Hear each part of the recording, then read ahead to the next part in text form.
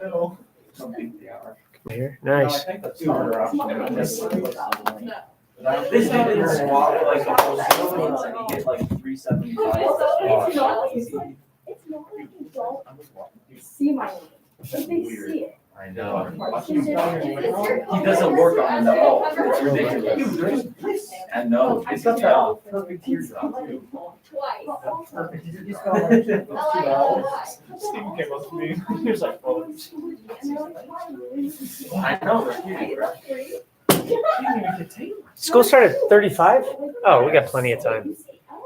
Freezing hot days. My weekend, a couple of days ago. It was busy, things like all the time. Taking car service. Just like there's for brunch. Yeah.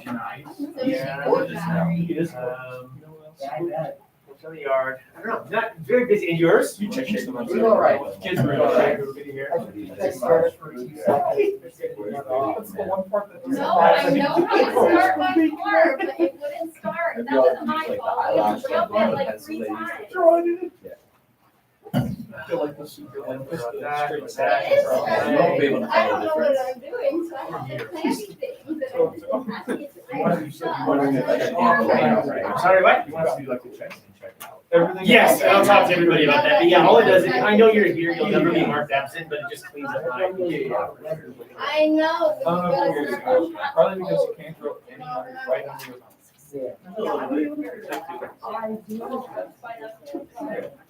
Is it a beard? No, I shaved. Oh. I have 3 hairs that are in my eye, like on either side. Yeah, like right here. Like you can see back there. It's disgusting and I hate it. I don't know why God did it to me. Give you a beard all the way. Oh. Nice. That's Yes, incredible. ma'am. Shit, I can't grow my Right. Disgusting. It already looks disgusting. More disgusting. Yeah. It depends on how the light hits it. Sometimes the sun hits it and all the blonde hairs are blue. Oh, look at my outdoor water report. I'm a little high this month, okay? I'm a little high. I think it was hotter though this month, you know, and everything. This is my water use report, guys. A little bit. Like, part of it's just because I've been in the sun all summer.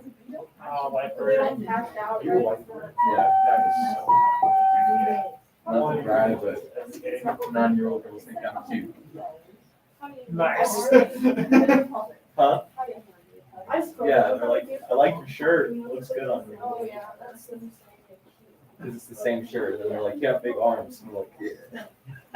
Yeah. Boosts my self confidence. You know Well, it. if I came to Kojo and I paid in various coins. You're just jealous. I would turn orders. I know you're jealous. No, I'm gonna pay in various coins, like dimes and nickels and quarters and pennies. Alright.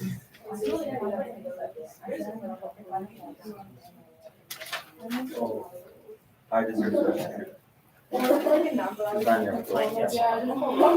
You may have a number. Yes, I do. This is their first taste.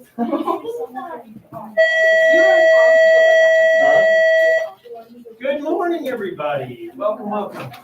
I think we have our end, so, but it says it's gonna start in 24 minutes, so I don't know. Good morning, Columbine. I'm Skylar, and I'll be bringing you the pledge this morning. Please stand and remove your hats. I pledge allegiance to the flag. There's one in the back of the room if you United States of America, are so inclined. and the republic for which it stands, one nation, under God, indivisible, with liberty and justice for all. Teachers, you'll please now tune in to live learning. Thank you, and have a great day, Rebels. Okay. Greg. Stephen. Caitlin. Tennant. Oh, there you are. Katie. Springer. No. No. Nev. Juliet Reed. Harvard. Grace. Ella. Gabe. Oh, hi. Hello. Jacob Moran. Welcome. Do you see our end going? I don't think it's going.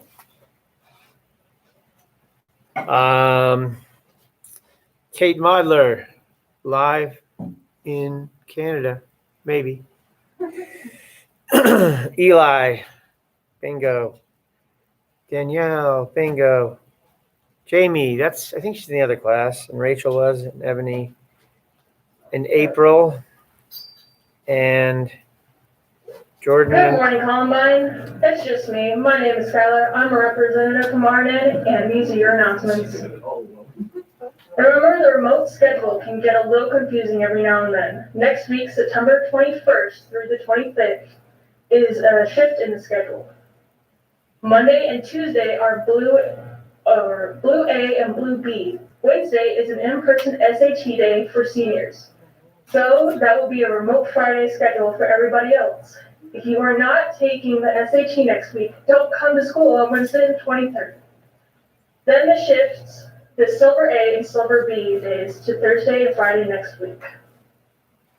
This week, we will have our first remote Friday of our hybrid schedule. You are expected to do all work for your classes and your schedule on the remote Fridays. Make sure you understand what your teachers will have to be doing Friday. Also remember that your teachers will be taking attendance on remote Fridays. Make sure you understand what you need to do in each class in order to be marked present. Make the most of that time. You will fall behind if you don't keep up on your work Friday. I think the most efficient way to treat these remote Friday schedules is to go through my classes 1 through 7 and take breaks in between. I'm not going to let myself take a break until I'm done with the work for class that I am working on. Yesterday, we caught wind of a rumor floating around that students are not allowed to use the bathroom. This is not entirely true. There is a limited access to the restrooms in order to maintain social distancing, but they are still available. You should also utilize your remote Friday days as a day to check in with your grades and attendance. Make sure you know where you are just in case you missed something from a class. If there is something that you may have missed, there is a ton of access time built into your schedule. Every day from 1:45 to 3 o'clock, we have a remote access every silver morning until 8:55. We can visit one teacher for access as long as it is your day to be at school. On remote Friday scheduled days, we have access scheduled from 2 o'clock to 3 o'clock.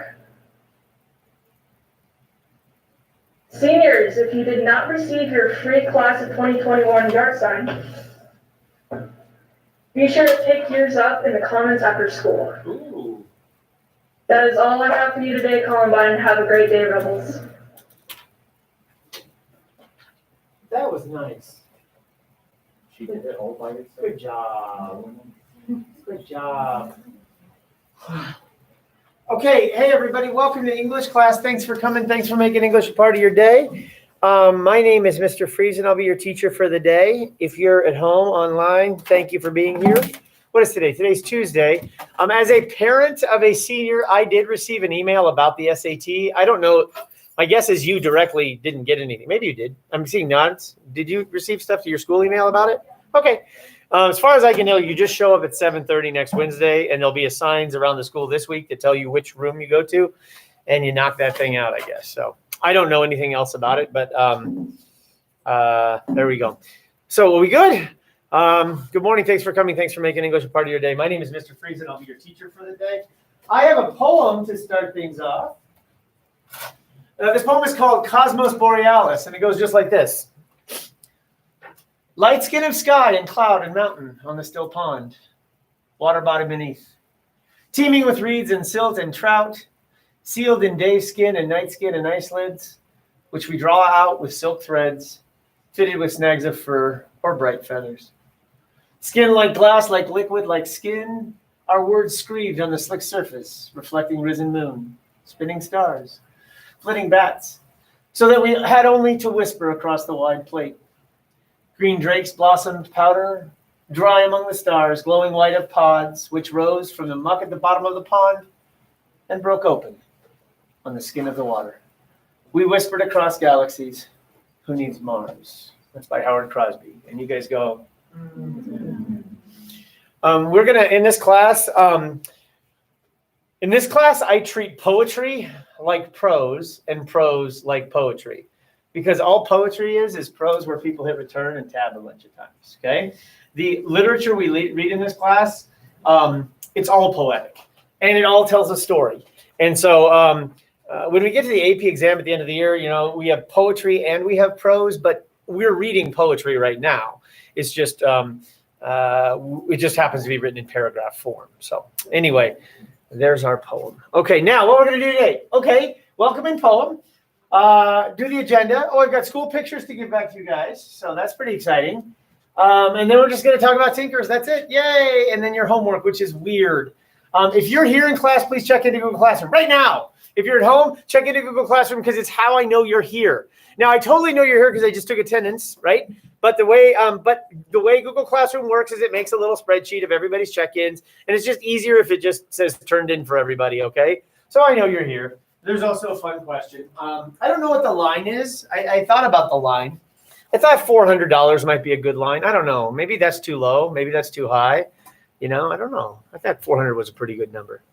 All right. So if you guys could please check out. I don't know. I mean, I think 400 is a pretty good number. Like, that's a lot of money. Is it a lot of money? I don't think it's a lot of money at all.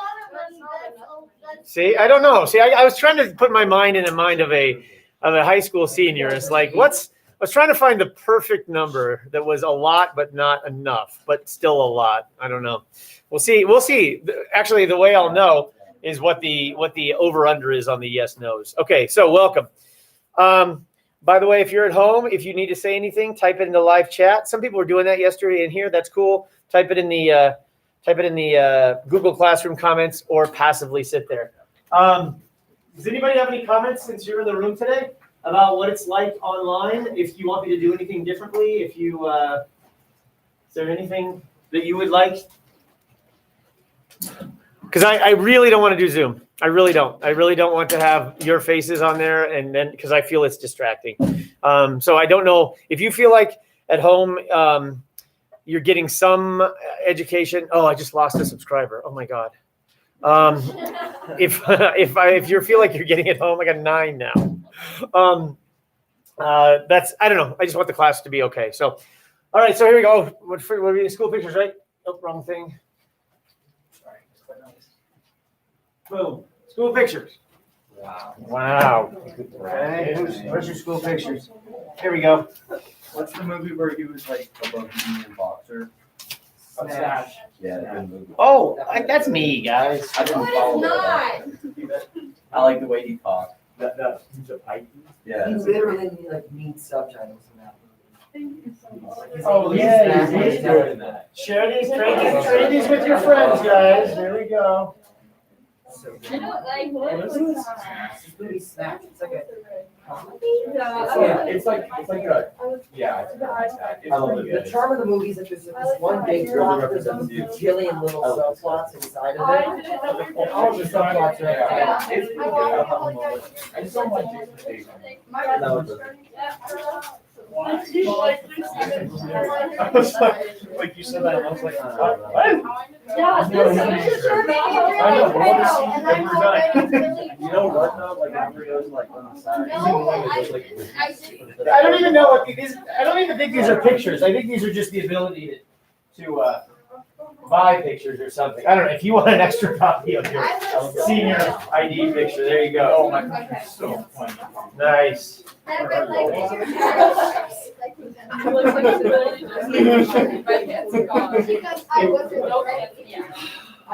So, deer and headlights with photo scene one. That's so funny. No, that's my on the refrigerator. In other news. David has the best ID picture. Mine is so funny, dude. Okay, welcome guys. So we're still in school. Okay, we got 8 days. 24th. That's when I think we're going. We had to put, we have a board, or we have a calendar on the board in the English office where we make that something like this. I think no, I'm earliest. Nobody is as risky as me. I say the 24th. What's the latest guess? What was that? What's the latest guess? Oh, people are like December and all that stuff. So. Yeah. This Thomas, the librarian, lives 2 houses away from me, and so she had to go home. They like kicked her out of school at noon yesterday. 65. Whoa. Here's what I know. You probably know more than me. Here's what I know. The student who had COVID came the very first day, the day after Labor Day. Went to first hour, and then went to the library, and then was removed from the library during third hour. So the student had only attended one class and the library, and they had to check in at the library. So the people in the library went home, and the people in the math class went home, and that's who's home right now for 14 days. But that quarantine has already been that the person tested. It's now been 9 days, so that quarantine's actually over like fairly soon. I don't know, but who knows? We'll see if it works. Here's what I think. I don't know a lot, but here's what I think. I think the school will stop attending in person if teachers. A student here or there won't shut the school down. But what happened at Heritage was a teacher got it. Like if I get it or an English teacher gets it, we're going home because like we eat lunch together, and so we're a cohort, And so it would be if a teacher, I think. But who knows? Who knows? We good? You guys watch the Broncos lose last night? Really? Because that's a waste of time. It's a lot of time you can never get back. I did not watch the Broncos lose last night. I did replace a battery in my Jeep, though. That was kind of fun. The bracket didn't quite fit. It's always the case. Grease on my hands. All right, so here we go. We're good? Okay, so here's what we're going to do today. I have just given you a small piece of paper, which we're going to talk about in a few minutes. And I gave this out to people yesterday. Today we're going to talk about that explication de text assignment, which is what I gave people at home yesterday. Or no, that doesn't make sense. I gave people in class who are at home now, I gave it to them yesterday. So here it is. Here's the actual assignments. Here we go. 1, 2. This kind of takes forever to pass things out, but it's kind of the best part of school. Because like there's no like passing out on the computer, Like I miss these things.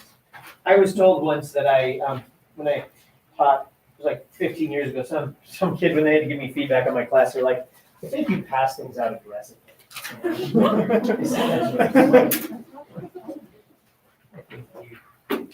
hate you. Okay, so anyway, so apparently I pass papers out aggressively. I don't know what that means. So there's the assignment. This is the thing that I went over when you were at home maybe yesterday, which is the handout called Patterns, Polarities, Problems, Paradigms, Puzzles, Perception. It's basically some kinds of things to think about when you do an explication. This was written for consideration for poetry, but it works. We're going to do several explications this year, so this is just a handout. So when we're doing the Iliad and I ask you to explicate an epic simile, I'll say, refer back to your Steps for Close Reading handout, which is this. So this is one of the handouts that kind of lingers all year. I'll also give you like an in-class essay tips that'll linger, and so I'll give you a list of literary terms, stuff like that. So some things that'll go in your kind of permanent section, whatever. So I gave that out, Okay. All right. The assignment, if you guys could take a look at this one.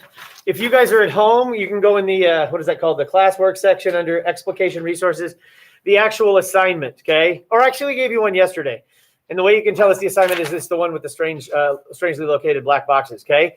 So here's the assignment. Due date, I don't know, okay? But here's what I'm thinking. Today's like a Tuesday. Today we'll talk about chapters 2 and 3. We're not going to talk about chapter 4 at all. So then we go away. On Friday, I'm required to give you an assignment. So on Friday at like 7 in the morning or whatever, 7:30, you go on, and I think all of your classes are posted. And we're supposed to give you 40 minutes of work, whatever that means. But in my opinion, you always have work because you always have like, the book to read and stuff to think about. And now you'll maybe be starting to work on this if you find the passage. So I'll probably, what I'm thinking I'm doing, I'm making this stuff up as I go. I think on Friday, I'm going to talk to you about in-class essays. And I'm going to talk to you just a little bit about, how to think about them, some strategies for them.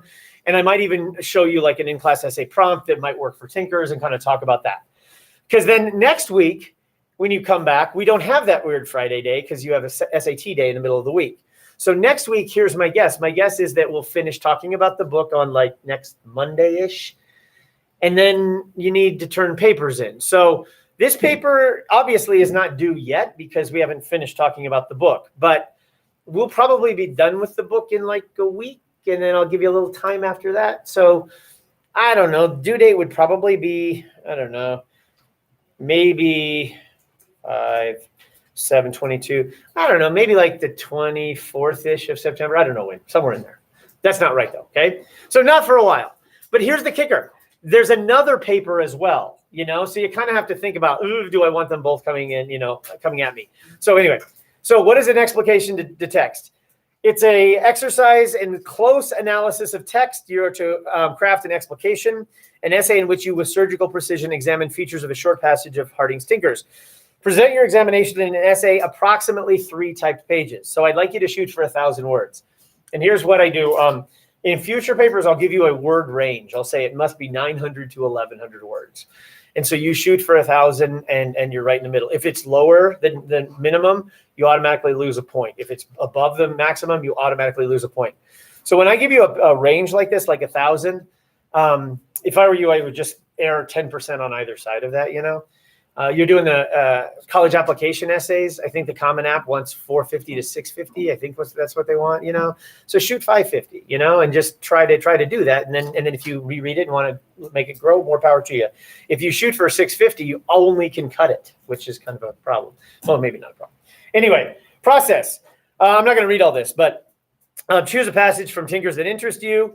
I think that if it's around 100 to 200 words, it's probably pretty good. 100 to 200 words is about 10 to 20 lines of the novel. It could be one paragraph, part of a paragraph. It could be multiple paragraphs, but don't let it be too long.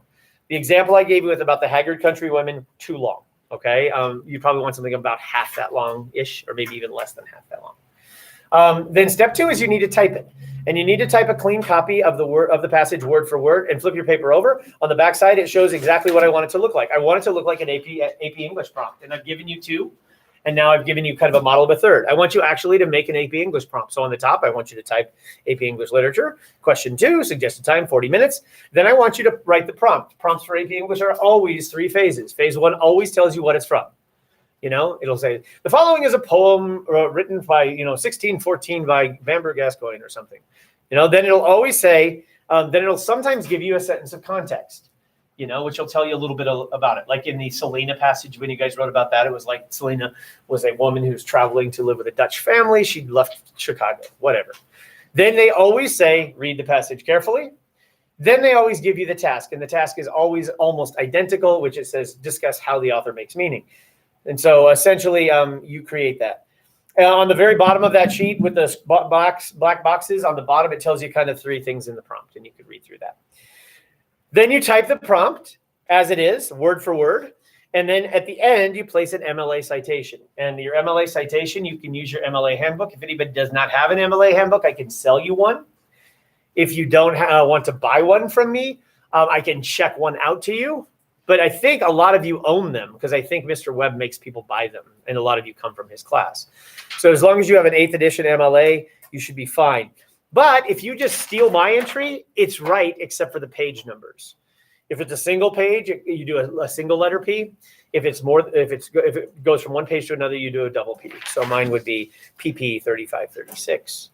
The only other thing is if you do if you're going from page 114 to 115, or 114 to 115. We don't carry the hundreds place for some reason. Those would be the 2 weird things about MLA entries. Double P for multiple pages, do not carry the hundreds, thousands, or 10,000s place. Okay? Don't know why. It is what it is.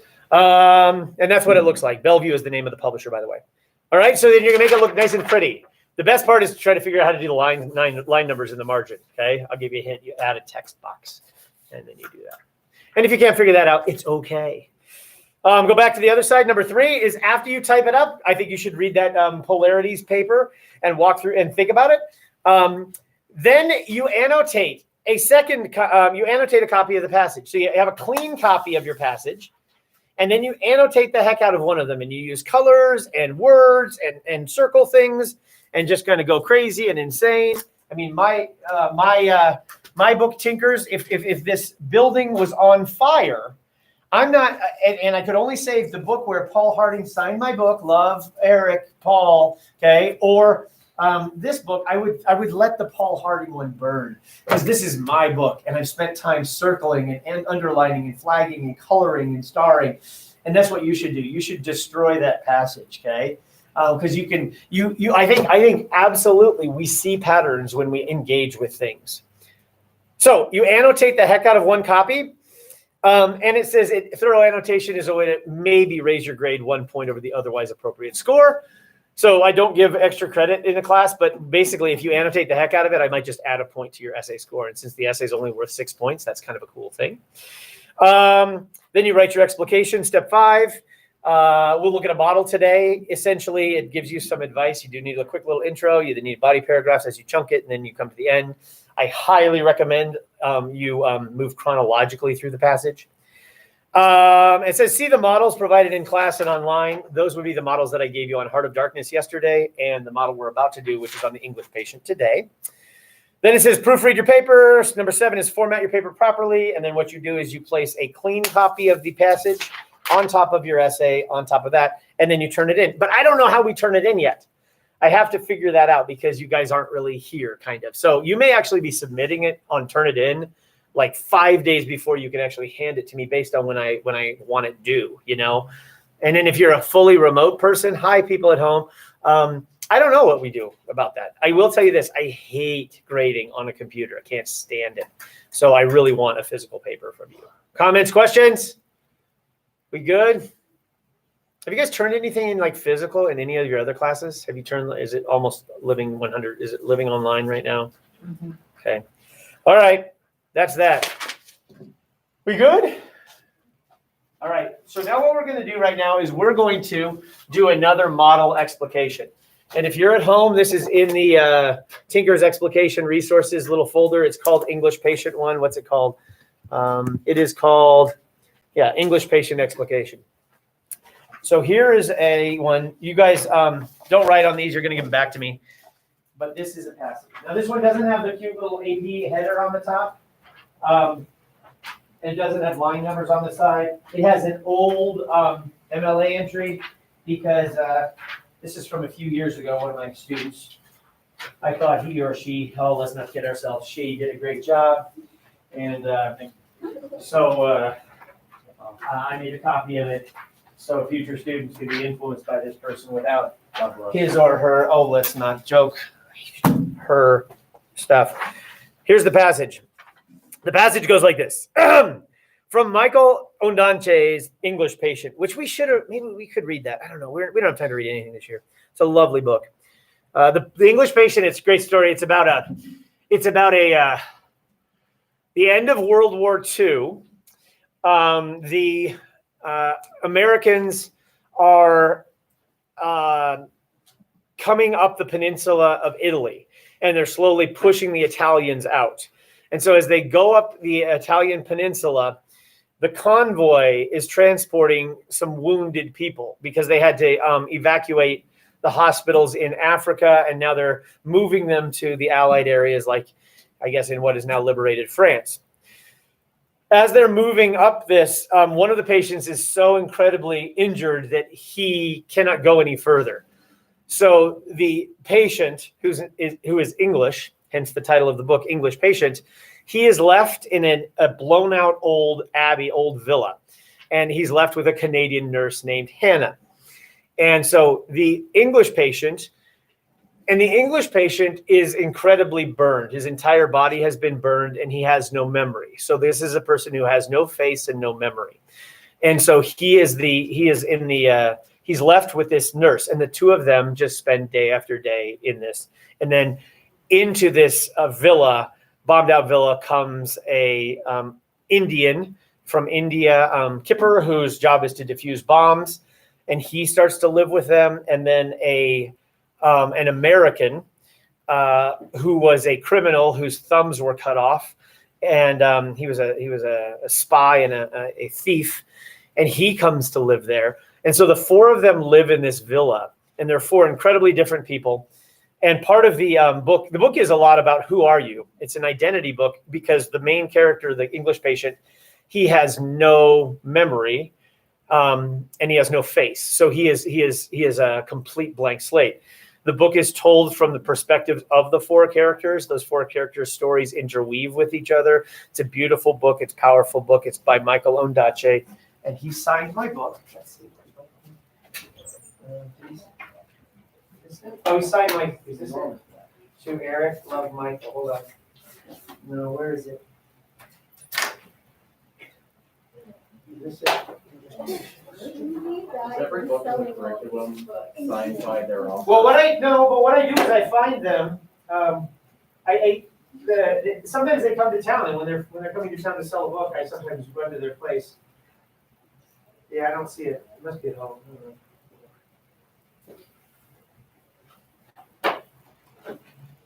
I do have.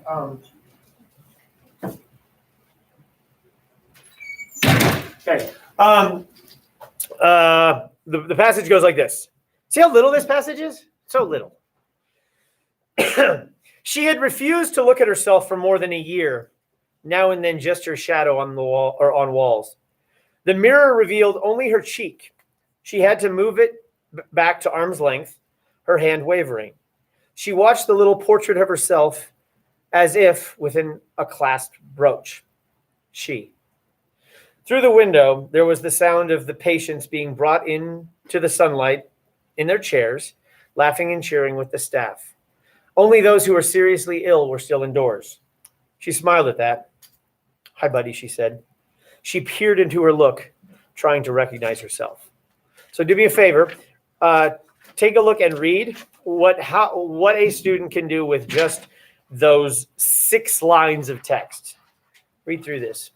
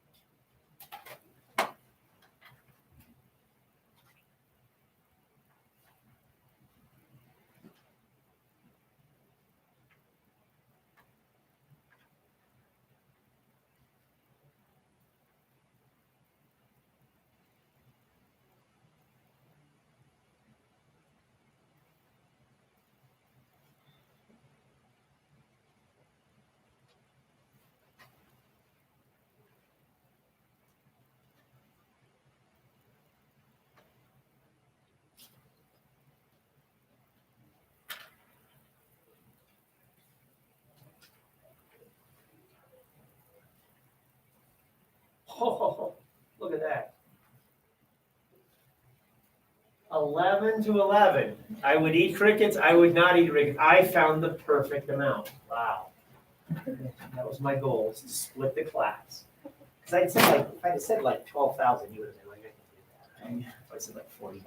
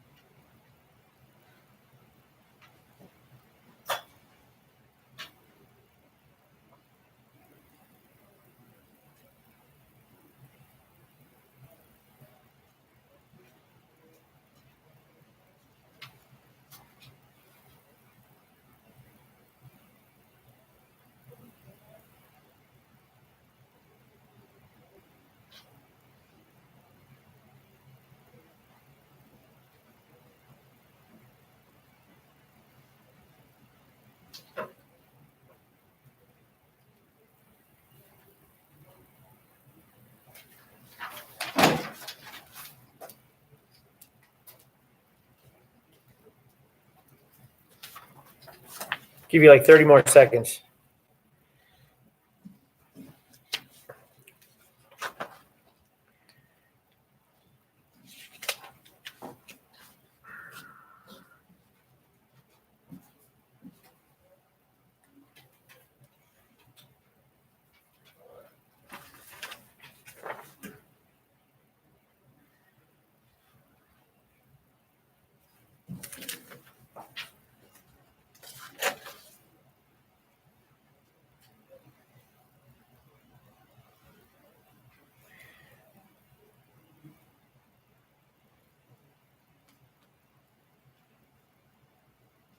That's probably enough time.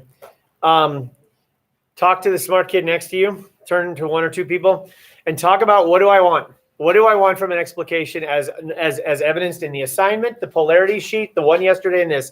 What do I want? What does this kid do that you're going to do? And just notice how it works. Go. What is this assignment all about? Well, and if you're at home, sock puppets, okay, or your pets, okay. Maybe make like the bacon on your pancake into a little mouth, and you can talk to that. Yeah,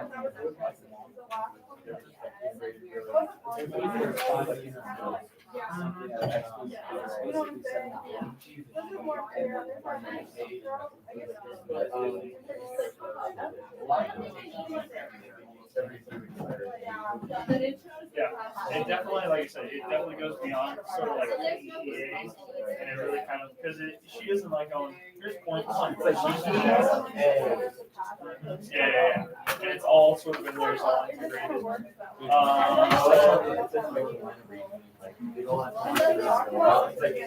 Progression. She doesn't quote.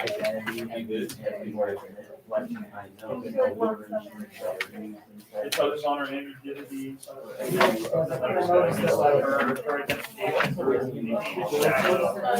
it kind of finishes out with.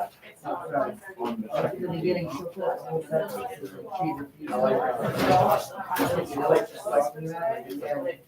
throughout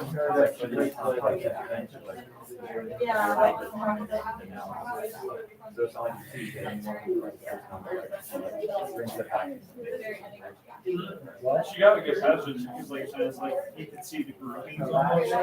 It's like each line has that message that they drag down. I have no idea which one I would pick, but.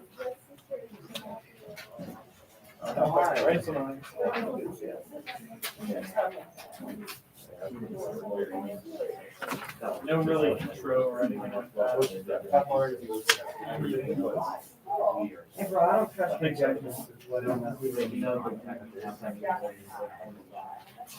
Is this still like an extra one?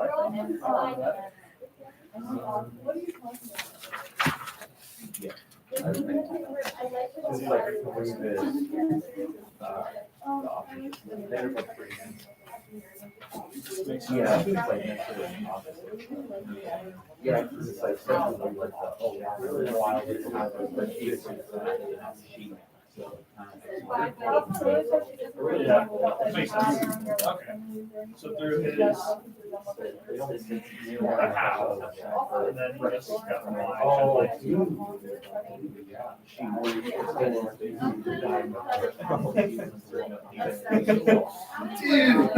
Yeah, that's Hey, but please. I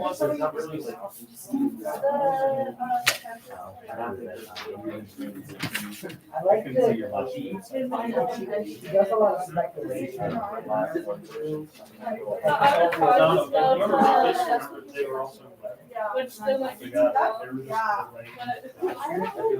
just I'm a little scared.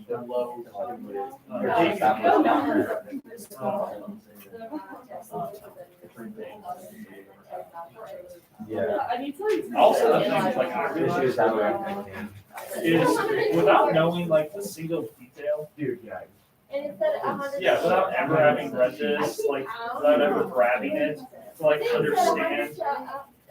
Mm-hmm. And maybe that's it, like I said, it's like the carrying the message sort of like beyond the book.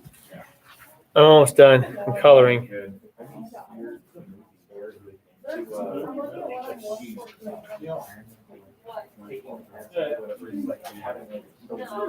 How old?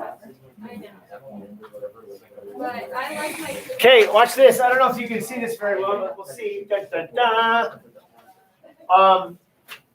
If you, let me point out something that you might want to consider. I like to color papers, and the reason I like to color papers is you can see without reading what's going on. Orange is every time the person mentions the author's name directly.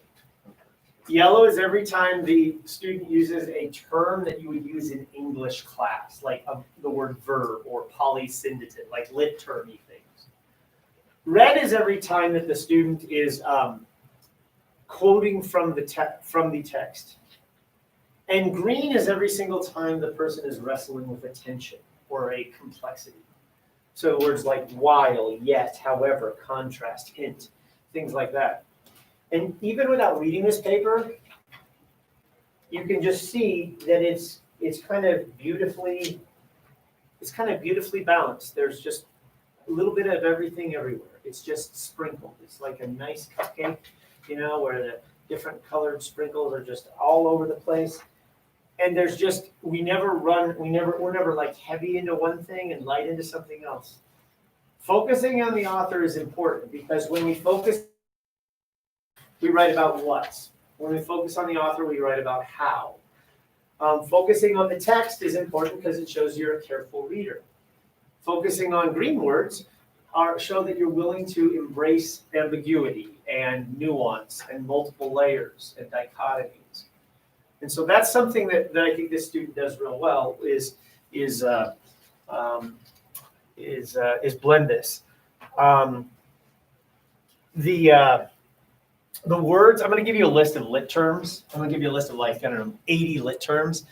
And when you get it, you'll be like, oh my God, there's so many lit terms. When you look at it, you'll already know like 65 of them. And even if you only used like 10% of that, the average student who writes on the AP exam writes about 3 lit terms. And you'll see that there's just so many more. Using the word pronoun, the word repetition, the word polysyndeton, the word image, the word phrase, ambiguity. These are lit terms. And so I'll give you a list of lit terms so you sprinkle those lit terms in a little bit too. It shows that you're attentive to the subject you're in. You don't ever have to use a lit term in this class.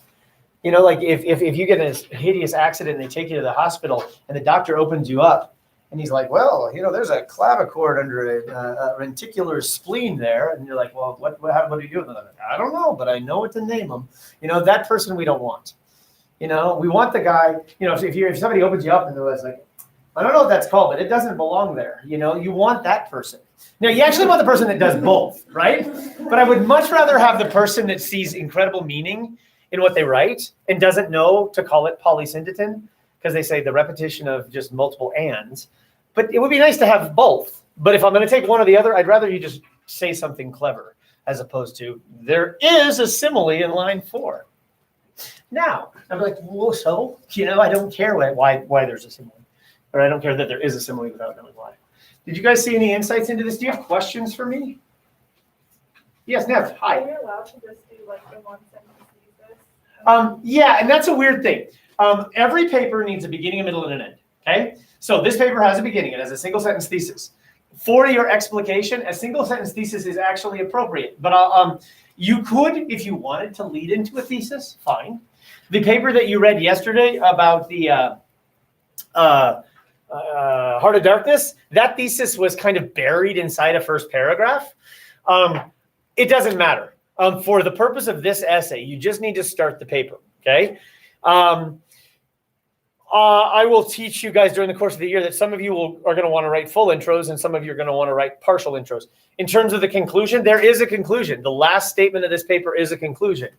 It's just kind of tacked onto the end of the concluding paragraph. So this paper has a beginning, middle, and end. I think in the assignment guidelines I gave you, I think I addressed that. I think I said it's on step 6. Yeah, offer a short introduction and thesis in body paragraph 1, then launch right into the text. I'm not interested in an intro that says, many people in the course of human history think about their own identity. Whether one is a ballerina or a football quarterback, sometimes we don't know who we are. In fact, everyone is aware at some point that he or she is unsure of himself. Sometimes when humans, I'm like, oh my God, just get to the passage, okay? So I don't think those empty intros do anything. I think launch right in. And then in terms of a conclusion, I don't think I say anything about a conclusion, So thanks, Nev. What else? Hey, wait, Katie. Would you say that the shorter the passage, the better the essay? No, I don't think that's true. I do think if it's super long, there's going to be parts when I look at it, I'm like, you definitely missed this section, It kind of depends how thick it is. This is I would argue on the side of a short passage, but this person just stayed in it for a very, very long time. I would say err on the side of going a little shorter. Keep in mind too, you might be pulling a passage from the novel you might be just pulling like part of a paragraph, and so you might have to do a little bit of magic when you start writing in your intro. It might say like your intro might also offer a tiny bit of context so to get me into where I'm going to start the passage. I don't know, unless you can find something to talk about, I certainly wouldn't include it. Now, what you're not allowed to do is like remove part of the middle of a passage, like ... and then, just skip to the good parts. So does that help? Is that all right? I don't know. There's not a perfect answer. Yes, April? Which of the passages are we not allowed to use? Oh, you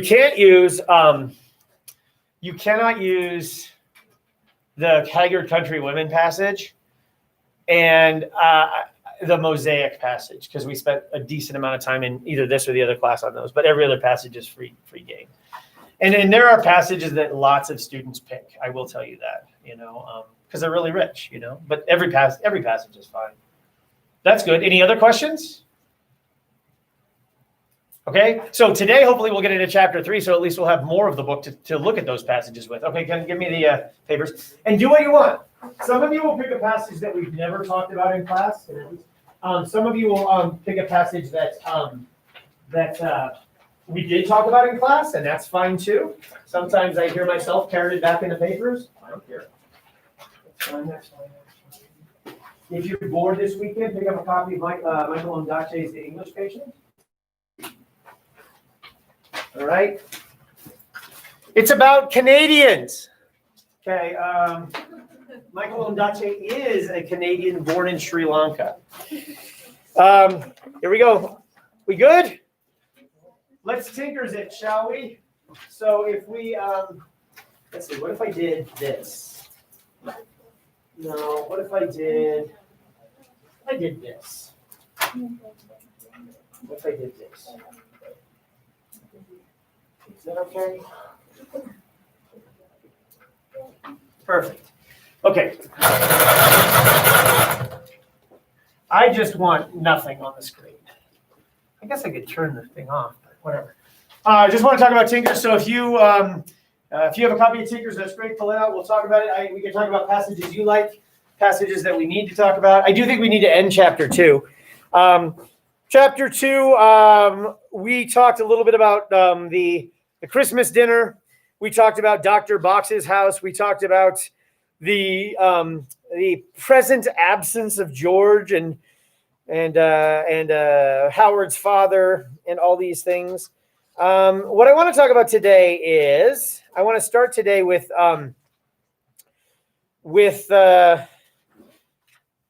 Howard leaving home. And so that's going to be, so George leaves home in chapter 2, and his father comes and fetches him. And I think we talked yesterday when you guys were at home a tiny bit about George's fleeing home. If you guys look on the top of page 120, George runs away. And as he runs away, he travels to this shed that him and his buddy Ray hung out in. And if you look at the top of 120, first new paragraph, it says, George stood in the shed. He was suddenly aware that if he was running away, there was not a place to go to or a place to go. To run meant away. He had never been away. Away was the French Revolution or Fort Sumter, or the Roman Empire, maybe Boston, 300 miles south. So I like the idea that George kind of equates movement with both place and time when he wishes to run not just physically away, but also temporally away to the past. But then he goes and finds, this story of the Buddens and all that stuff, and this mysterious family who was able to disappear yet remain, because the Budden family died in the fire, yet they still came walking down the path. How is somebody allowed to be present and absent at the same time? So anyway, George finds Dad finds George and all those things. Let's see, where do we want to start? Let's go to page 126. On page 126, well, I don't want to steal that one. Yeah, I think this is a pretty good one. On page 126, we have this passage, and I'm just going to read it a little bit aloud, and then maybe you guys tell me what you notice, knowing what we know about the book so far. So bottom of page 126, it's the 15th little vignette in chapter 2. And it goes like this. It was not difficult for Howard to find his son, which is kind of funny because what is George trying to do in bed? He's trying to find his father. So we have this kind of parallel inverted narratives. George trying to find his father in the hospital bed, while Howard is trying to find his son. The fresh wagon and mule tracks left in the front yard away from town, or led in the fresh wagon and mule tracks left the yard away from town. Howard walked along the road and looked at the winter weeds poking up from the new snow. There was more variety than Howard had ever noticed. This is another one of those transition moments, right? Between fall and winter, between newness and things that are aged. There was more variety. There were papery shells of burst pods and thorns and whitish nubs at the ends of panicles. They were bent over broken backed with their tops buried in the snow, as if they had been smothered in the frost. This is the part I care about. The interlocking network of stalks and branches and creepers was skeletal. The fossil yard of an extinct species of fine-boned insectoid creatures. All of these bones then seem to have been stained by the sun, the earth, and from an original living white to brown, and not the tough fibrous flower and seed-spilling green they had actually once been. Howard wondered about a man who had never seen summer, a winter man, examining the weeds and making this inference that he was looking at an ossuary, which is a place you receive bones. The man would take this as true and base his ideas of the world on that mistake. He would concoct narratives about when those thorny animals picked through the brush and fields, sketch outlandish guesses, publish papers, give talks in opulent rooms to serious men, all wearing the same formal suits, draw conclusions, get it all wrong. Howard thought, I do not even know if it is ragweed or Queen Anne's lace. So do me a favor, reread that little section, and then I want to see what you guys notice. What do you notice? Let's pretend you did an explication of that section. Let's pretend that was yours. What do you notice about the way it's structured, what it says, imagery we've already tracked? Just reread that section and just tell me what you would point out if you were writing a paper about the little ossuary passage.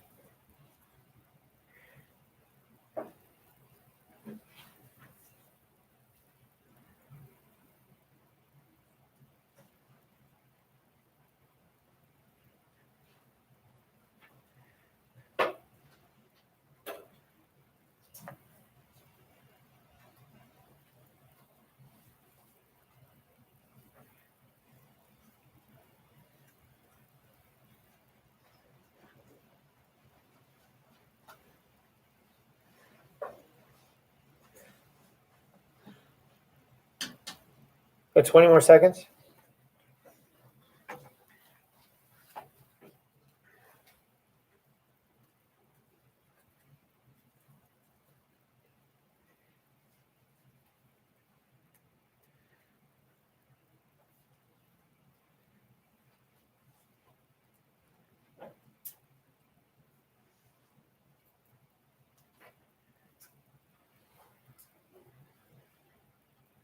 So what we always do is we always start with the text, okay? So you say there's something in the book, so you can do this. When I read, and then it can be a little of text, okay, I thought. And so we always start with how the words in the book generate your words, and these ideas that you offer come second. Your ideas are super important, but they have to come out of text. So I'll model behavior.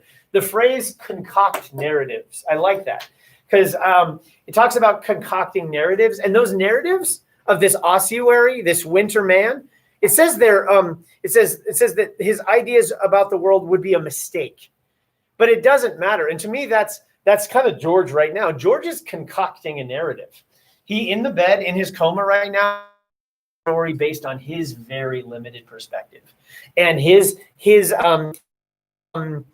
ideas, which he takes as true, could be are a mistake, and they're concocted. But at the end, it doesn't matter, because if you believe your stories, they're your truths, even if they're lies. And so I like the idea that maybe in this book, truth is somehow personal, invented, and wrong.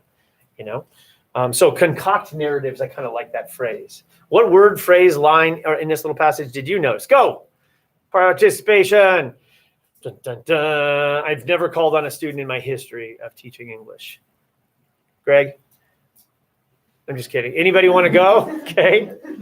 Oh. What word, phrase, or anything do you like in this little passage? Nev, yay! A+. Let me get my grade book. It says sketch outlandish methods, and I thought sketch is like someone's perspective of something. It's not really reality. It's kind of a skewed reality based on what they see. Very nice. So reality, perspective, very nice. And Eli? I like when he describes the plants as skeletal, where he calls it the fossil yard of an extinct species of fine-boned insectoid creatures. Mm-hmm. I like how he's, what did you say the word was? He like animalizes the plant. Uh-huh. He kind of makes them, he makes them lifelike, and he kind of takes that life away. Very nice. I thought that was cool. Nice. So animalizing the plant. So sometimes we personify things, sometimes we animalize things, sometimes we analogously create humans into plants. Hi, Stephen, and then we'll do April, and then we'll do. It says the top one says like the fossil yard of an extinct species. Yes. That kind of made me think of like a graveyard, and like the extinct species, like generations. Mhm. And then Nice. when it gets to like the bottom of that, it's like serious men all wearing the same formal suits, draw conclusions, get it all wrong. Right. And it kind of like makes me the idea of history. As Histories are truth. Absolutely, and it's a constructed puzzle from incorrect incorrect premises. Nice. I like that idea. Our truths, and I like the idea of the past being mentioned in both extinct species and these serious men. April. A lot of the verbiage used is like very scientific in nature, so examining, inference, looking at truth-based ideas, and then there's like published conclusions. Nice. And so it's like kind of arguing that like science, which we believe to be like the ultimate truth and like unswayed by opinion, isn't actually true because it's all wrong. Yeah, and it's based on just what we can see at that moment, Katie? I just thought there was like a lot of repetition of vague words throughout, like guessing and Concoct, maybe. drawing conclusions and concoct Mhm. and wondering and stuff all through the Little counterpoint of April's language there too. So amidst the certainty of scientific inference is the vagary of the words you say. That's cool. Anything else, Eli? I kind of like that he doesn't use any word but. He never expressly tells us that there's a flip. He says, publish papers, give talks in opulent rooms to serious men, draw conclusions, get it all wrong. It's like all part of the same list. And you would want the word but before get. Yeah, but he kind of. They're all part of the same thing. They're all part of the same thing. Nice. I think that's cool, and it kind of reminds me of the allegory of the cave, where everybody's like so convinced that what they see is real, and that the winter man makes good observations, and he draws conclusions based off what he sees, and if we do what he sees isn't necessarily true. Nice. And the missing but is called asyndeton. It's where you would expect a conjunction and it's missing. Asyndeton, a without like anaerobic exercise. The interlocking network, by the way, that's mentioned on the top, I think is very reminiscent of page 72 in your book. On page 72, can anybody guess without going there? What happens on page 72? What interlocking network is produced on page 72? This is Howard weaving the panel on that page. And he's ultimately looking for that. And isn't Howard at that point wandering, kind of like this winter man, drawing conclusions, you know? And wouldn't that be awful if Howard's conclusions were wrong, you know, as he kind of was touching whatever. I don't know. And then if you look farther down, page 127, he's talking about, this is Howard talking about, it's 6 lines from the bottom of the page, 7 lines, a real chance of escape. And I said before, one of the big themes of this book is escape, and the escapement that's mentioned on page 25, and just wanting to leave the last 2 lines on page 127, move beyond the bounds of the cold little radius, you know. And so I think it's very reminiscent of the clock gears and the need to just get out of this moment. A lot of this I just really like this section as Howard is leaving home and seeing his son and their reunion. So pages, and I don't want to get into this, but it's on page 128, 129. We have a reunion of father and son. And that's what the whole book is trying to get to. George is trying to reunite with his father. And on page 127, or what is it, 128, 129, 130, Howard reunites with his son, and they kind of have this moment of remembering each other, remembering their story. There's a lot of references to them being one, and there's this, they use plural pronouns as they join together. In the midst of that is the second paragraph on 130. It says, Howard realizes his son is already fading. He says, there's my son already fading. He's fading away. He's fading. Partly there, he's obscured. He exists and he's not at the same time, which I think is reminiscent of the silhouette in the armchair back on page 40, basically someone who's there and not there at the same time. Anyway, the part I want to talk about, though, I would argue that the top of page 131 is the closest that George and father ever are. They're sitting together. They're climbing into the cart. And they're driving together back to a house, on the top of page 131. This idea of reunion, of joining, of family, of legacy, all those things. I would argue that I think this is the closest we've ever seen the two together. And then what happens right after that on 131? Howard leaves. And it's the last paragraph on 131. It says, it would have been impossible for Howard to spend a day thinking about his leaving his family, thinking about its implications, and then still actually to leave them. The act would have been so terrible for him to contemplate and then commit, so he didn't contemplate it. He simply left. And so this is the moment of Howard abandoning his family. So if George on his deathbed is trying to reconnect with his father, well, this is the departure from which we're trying to reconnect. Now, if you had written the book in a linear fashion, this would have been a good inciting incident, right? Having the father leave and then the quest to find dad. But the story is told out of order. Skip to 132 at the top, the first new paragraph. It says, the distance between Howard, as Howard gets in his wagon and drives away, top of 132, the distance between Howard and his house lengthened, and as it did, segregated him from his life as if it were time. What a great line. The idea that who we are and where we are and when we are all sort of the same, and we can both be connected to and segregated from those elements. So as he moves farther in place, he moves away from himself, and he moves away from kind of time. The smell of wood oil and kerosene from the wagon made him think of the, bless you, rooms and stairways. These are architectural images that he already knew and would never enter again. And he realized what he sat upon, the swaying cart full of products for cleaning, scrubbing, patching, organizing, and maintaining destiny life, was a house. And that's what I talked about yesterday, the idea of what is a house? Where are the houses? And now this realization that, Howard, I am perched on a house. and this idea of what are these houses in this book showing? Are they showing something about forging identity? Are they showing something about forming one's place in time? But he's leaving. But he's not leaving. He's not leaving if he never truly departs. Because the house is with him. Top of 133. This is very reminiscent of page 63. On page 63, Howard traveled out into the woods, and we had this kind of beautiful combination time where it was dark and light, where there was light and shadow, where he was on a path yet in the woods, where it was hot and cold, where it was gaseous and solid. All of those things were happening on 63 as Howard was wandering in the woods the first time we met him in the woods, kind of. And now we have it again on 123. There was 133. 133 in your book, top. There was an early January thaw. It had been raining all day, but just before sunset, the storm clouds passed and it rained only in the trees. Steam lifted off the snow. This is a moment of halves right here. If we have the foot book in this book, where we have like a high foot, left foot, right foot, and day, night foot, and dry foot, low foot, high foot, there are moments that are the boundaries between the opposites. And this is one of those moments. Steam lifted off the snow. Trees stood in half light, half in shadow, as the sun lowered and stripped the world in a weave, page 72, half of itself, half of the approaching evening. Howard drove Prince Edward late into the night. The mule was difficult to handle. It tried to turn around several times.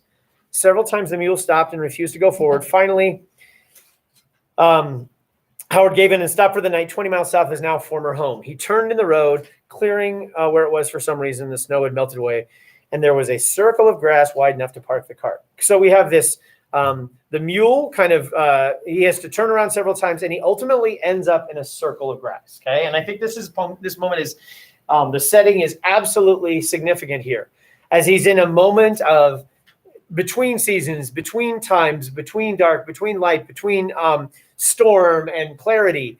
And he finally is in this moment where he's in this snow-surrounded circle of grass. And what happens on the snow-surrounded circle of grass?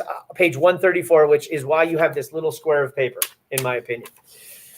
On page 134, as he sits there and considers food and stuff and where he's at, as he's kind of made this little camp or something. Last paragraph on 134. Howard thought, and this would all be like, his, I think this is one of the key moments. This is like George's realization that his father is not an animal and that he can run away. Now, this is Howard's epiphany. Epiphanies are moments of realization in book. Epiphany. And it comes from Portrait of the Artist as a Young Man. That word is just the moment of clarity. Howard thought, is it not true? A move of the head, a step to the left and right, and we change from wise, decent, loyal people to conceited fools. Light changes, our eyes blink, and see the world from the slightest difference of perspective, and our place in it has changed infinitely. Sun catches cheap plate flaking. I'm a tinker. The moon is an egg glowing in its nest of leafless trees. I'm a poet. A brochure for an asylum on the dresser. I'm an epileptic, insane. The house is behind me. I am a fugitive. His despair had not come from the fact that he was a fool. He knew he was a fool. His despair came from the fact that his wife saw him as a fool, a useless tinker, a copier of bad words from two-penny religious magazines, an epileptic, and could find no better reason to turn her head and see him as something better. So Howard's self-assessment, George is trying to come up with a self-assessment on the bed, a final assessment of him, and here's Howard's self-assessment. I am a tinker, I am a poet, I'm an epileptic, I am a fugitive, I am a fool. Yes? So George is very obviously not present for this. Correct. I don't know that this is what Howard is thinking. There you go. That's just a Harding doing his thing. I know. Yeah, yes. I mean, unless we believe the truth of this, I mean, maybe when you're in a coma and you're in a epileptic seizure, you're in touch with what Jung would call the universal one, and somehow those things are communicated. I don't know. Maybe it's the force. Maybe it's magic. Okay. Maybe it's Sauron. Read this little square. Take this little square paper. This is Macbeth. Tomorrow and tomorrow and tomorrow creeps in this petty pace from day to day to the last syllable of recorded time. And all our yesterdays have lighted fools the way to dusky death. Out, out, brief candle. Life's but a walking shadow, a poor player that struts and frets his hour upon the stage and then is heard no more. It is a tale told by an idiot, full of sound and fury, signifying nothing. I can't believe that this passage wasn't in Harding's mind when he's writing this section about the connection between time, our identity, and the meaning that we find on this planet. And ultimately, this moment, I don't know. I think it's a lovely, maybe one of you will tackle that for your explication passage. So this is, and the interweaving of images. I mean, do you see how many images are present in just that little passage? I mean, whatever image you're writing your paper on might be in that little passage. So by the end of page 135, they wake up the next day and you've got the horse snuffing the grass and you have the birds trading their chirps and you have the snow turning blue and the rainwater on the trees freezing and the sun rising and the mushrooms growing. And by the time you get to the top of 136, Howard is alarmed at how fast the mushrooms have grown and in such short time and in such cold. And so we have this kind of wonder at times passage as that ends. And so by the end of chapter 2, literally what has happened, Howard has abandoned his family. Hey. Sure. You're saying the mushrooms grow really fast in such cold. And to me, whenever I see mushrooms or I think of mushrooms, I think of death and decay. So Sure. I thought about George when I read that. Mm-hmm. Why so? But yeah, I mean, because just he's dying and decaying. Very fast. It feels like George is dying very fast at the same time. Right. I like that. And the idea, and the irony, the paradox idea that they're a thing that we associate with when they grow, we think of decay, which those two things should never go together. Nice. Comments, questions? Okay, we only have a few more minutes to talk a little bit about chapter 3. We just have to keep moving. We just use the time in the room as much as we can. Okay. Chapter 3. When you read chapter 3, if you were a little confused and you were kind of lost at times, I think you're fine. Had this book started in chapter 3, you would have been doomed.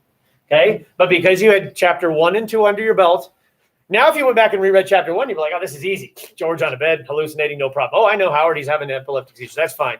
But by the time you get to 3, we're even more hazed than we were before because now we're in the chapter of Howard as a boy. So now we're going into Howard's past, and now Howard is the child. So it had never occurred to Howard, or at the beginning of chapter 3, to tell George about his own father. And I have no idea how this works.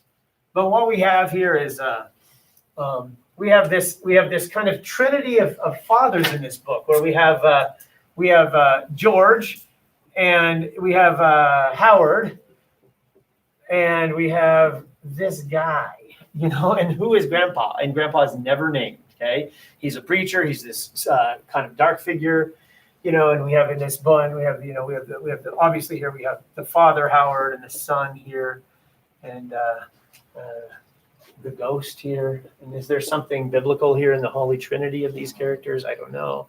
But we have this as we go back in time. Howard thought to himself, that's right, my own father, I'm on page 137, was always in the room upstairs at his walnut desk, tucked under the eaves, so very architectural there, right? He was even there when we ate dinner and I did my lessons. He would comment on this sometimes. He would say, what an odd thing. Here I am eating peas and there too, scratching at my sermon. So Howard's father is a person who understands that who he is not defined by where he is, because he can be two places at once. Like right now, you can totally be in another world because you live in this abstract world of the mind, you don't have to be, like we love it when people are in the here and now, but a lot of times we're in the there and then in our minds. And he says, I can be both here, eating peas, and there, scratching a sermon. We said nothing, but a shiver, cold, would run through me at the thought of rising from the table at my father's left-hand side, so precise, and passing into a narrow, unadorned hallway, architecture, up a narrow stairs, and there would only be the second floor to the study where we would see my father bent over his work.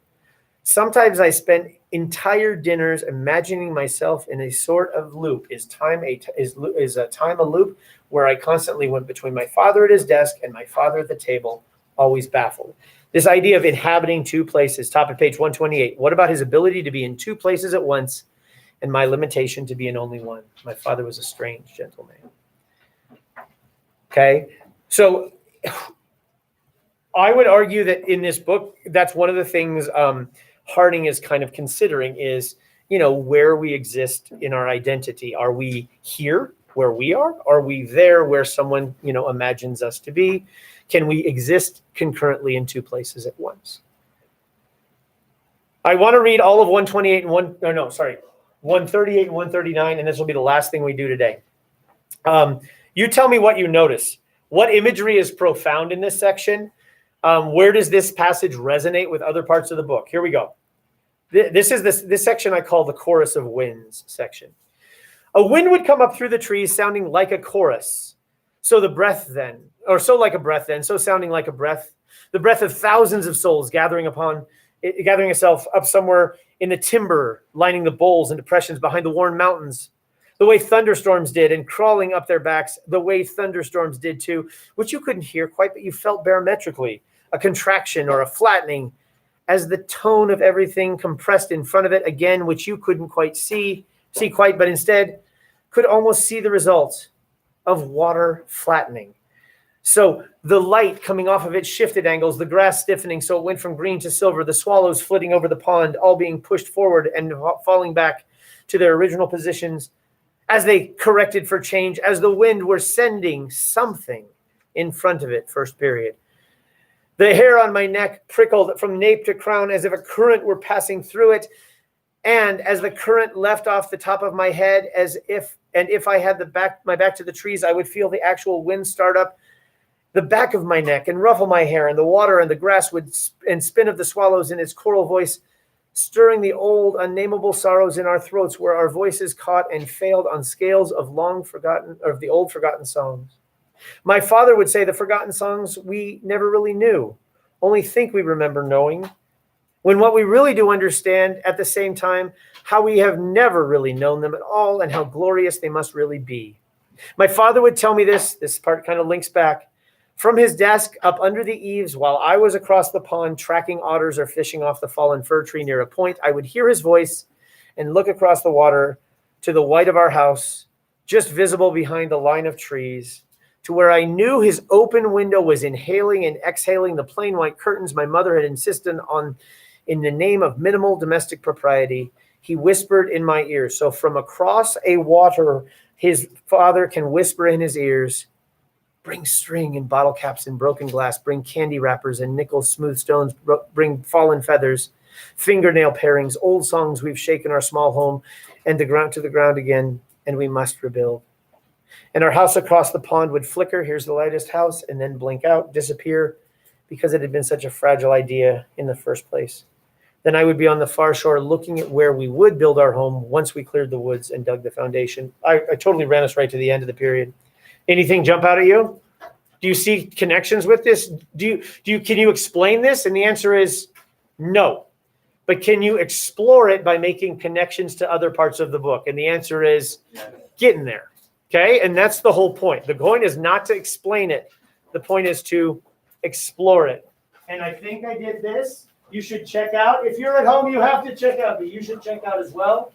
On Friday, there's going to be some information on the in-class essay on the Google Classroom. Just keep reading, keep hunting. I think you should try to finish the book by next week, okay? Although we still have some of 3 to talk about. We'll finish the book next week. Okay, that's a great backpack. Holy cow. Thank you so much. Are you like really fast when you wear that? Yeah. Nice. We good? And here's what's going to happen when you're writing your papers. At some point, you're going to be like, I got a great idea. And then you're going to say, I have no idea what I'm doing. And that's okay, okay? Have a good idea or have a good day. Don't smoke. I got to spray your desks down. Feels like a Friday, doesn't it?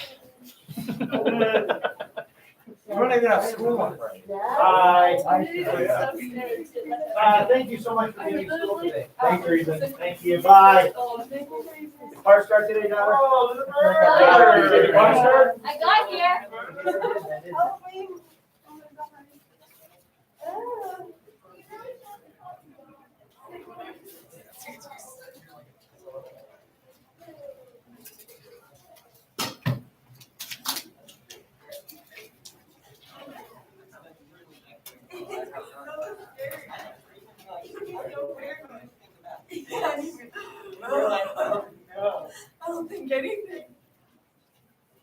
Oh my gosh, that'd be so creepy.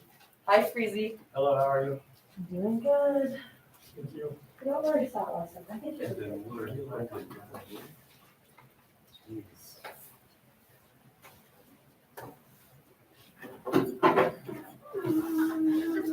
Boy, I didn't say it. Yeah, sanitize your hands, please.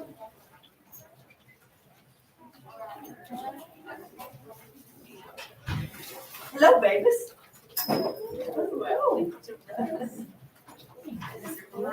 I know, I'm so cool.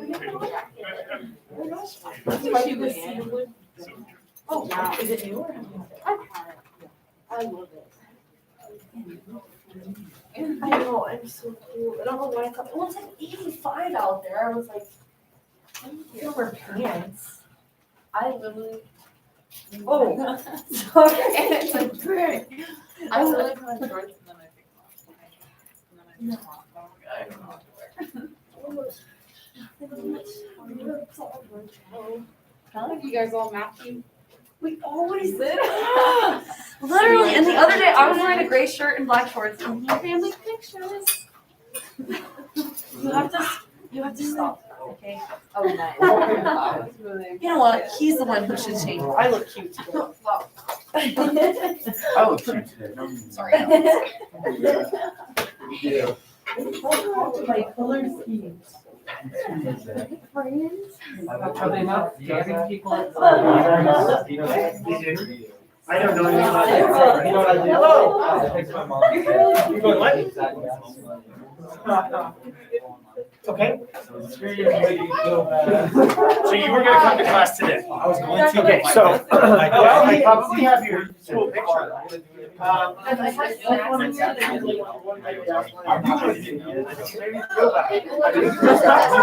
Everything I give you is also on Google Classroom. But, and then, we're gonna be doing this activity, but it was on the back of the value sheet, which you already have the value sheet. So don't worry about that. And I'm not giving anything else out, so we'll just see you on the computer then. Right, thanks. Bye now.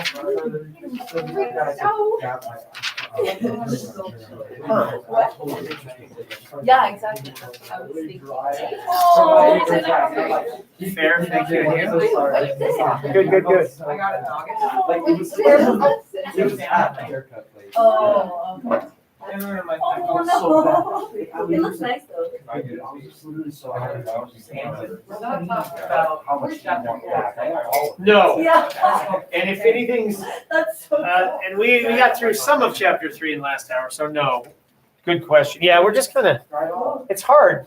My pacing is very hard to do pacing. It's very hard to know how much we'll do. It's a little over an hour, and by the time we do like some of the mechanics of that, there's paper towels there if you would like to wipe it down.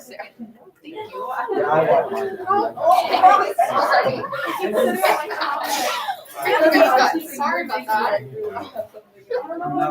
I need to sit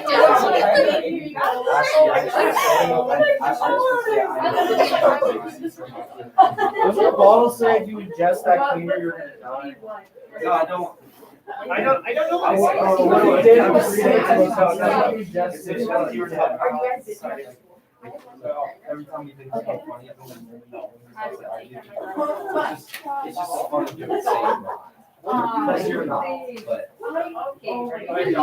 I'm just kidding, you are. You make them. Is it? Where you work? The library. Which library? You didn't see me miss. You That's just said right. that. I have a call 3:30. Yeah. I thought you could do a lot of it. Yeah.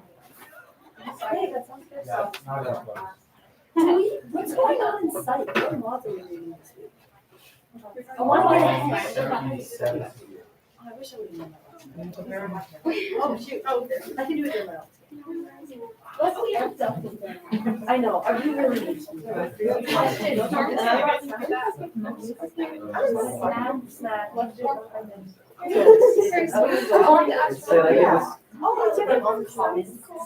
Don't go to the library. The library is where the Rona lives. Don't go there. Seriously, my mom told me don't go there. But I listen to One Direction. I don't think it's house,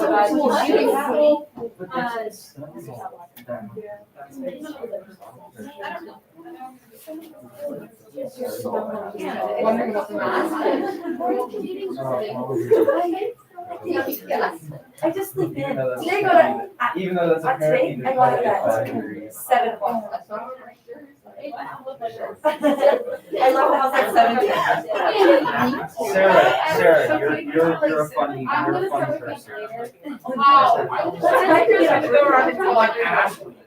No, Ashley's 22.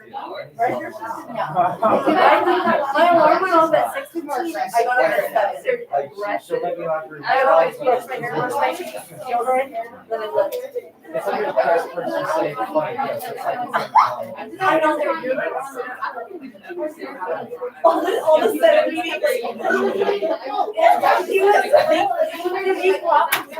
Yeah. You stay there. Sarah's like,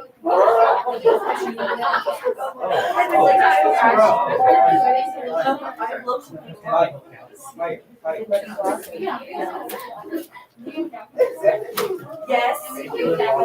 Yes, that's good. Look at us getting all ready to learn. I don't know about this school business.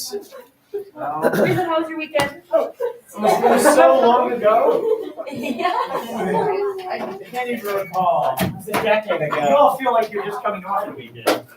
Yeah. Holy cow, not I, he said, not What I. did you do this weekend? Just a lot of chores, you know, just a lot of like mandatory family obligations, MFOs. It's like the MCOs, some of you got the MCOs, right? Mandatory Cabrini obligation, you know, some people have that. A lot of MCOs out there. Welcome to English class, thanks for coming, thanks for making English part of your day. Yo soy Mr. Friesen. Next on y'all. And I will be your teacher for the day. I did work in restaurants for many years, so I did pick up some. Enchiladas. Oh, that sounds so. Mostly profanity. A lot of Spanish profanity. Welcome. If you're at home right now, I have 4 people watching online. That seems to be really low. Why would that be? You only have 7 in that. Oh, really? Only have 7. So if I hit this, sorry, and this, and 9 class information, the YouTube live link is there. Oh, 5 people are there now. That's super cool. Welcome. Thanks for coming. My name is Mr. Friesen. I'll be your teacher today. I have a poem to start things off. Please don't talk during the poem. Today's poem is called Cosmos Borealis. It's by Howard Crosby. It goes just like this. Light of the sky and cloud and mountain on the still pond. Water body beneath. Teeming with reeds and silt and trout, sealed in day skin and night skin and ice lids, which we draw out with silk threads, fitted with snags of fur or bright feathers. Skin like glass, like liquid, like skin, our words screeve the slick surface, reflecting risen moon, spinning stars, flitting bats, so that we had only to whisper across the wide plate. Green drakes blossom powder dry among the stars, glowing white of pods, which rose from the muck at the bottom of the pond and broke open on the skin of water. We whispered across galaxies, who needs Mars? And you say, that's from Tinkers. All I did is hit return a bunch of times, right? I think I have a feeling that in this class, I teach poetry like prose and prose like poetry. In that when we do poetry, I'll talk about, let's find the story of the poem. Let's find character, conflict, plot. Let's find rising action. We read poetry like it tells a story, and then we read prose like it's a poem. We look for poetic devices, imagery, and alliteration, and all that. I'm convinced that poets are just people that like to hit return and tab more, you know, because all of the literature we read is poetic, in my opinion. Otherwise, it's not literature. Otherwise, it's the book you read at the beach, which is lovely. You know, there's books that you read like once that are just lovely to go through. Like the Third Born book was really good, you know. And other books. What are other books that are you just read them once, right? They're just kind of like they're like kind of just like, you know, light. It's like YA novels. Yes, YA novels, like Harry Potter, just read it once, dismiss it, right? Yes. Some of you are like secretly ruffling, like, listen, mister. Okay. Welcome. If you're at home, that was a poem. Today's the plan. Look at this. This is the beginning of chapter 3. We will talk about the agenda, which is what we're doing. I'm going to give you like your school pictures. And then we're just going to do tinkers. I would like to I'll give you a little plan of where we're at and where I think we'll be. Before I do that, we should do our school pictures. Here we go. So here's our school pictures.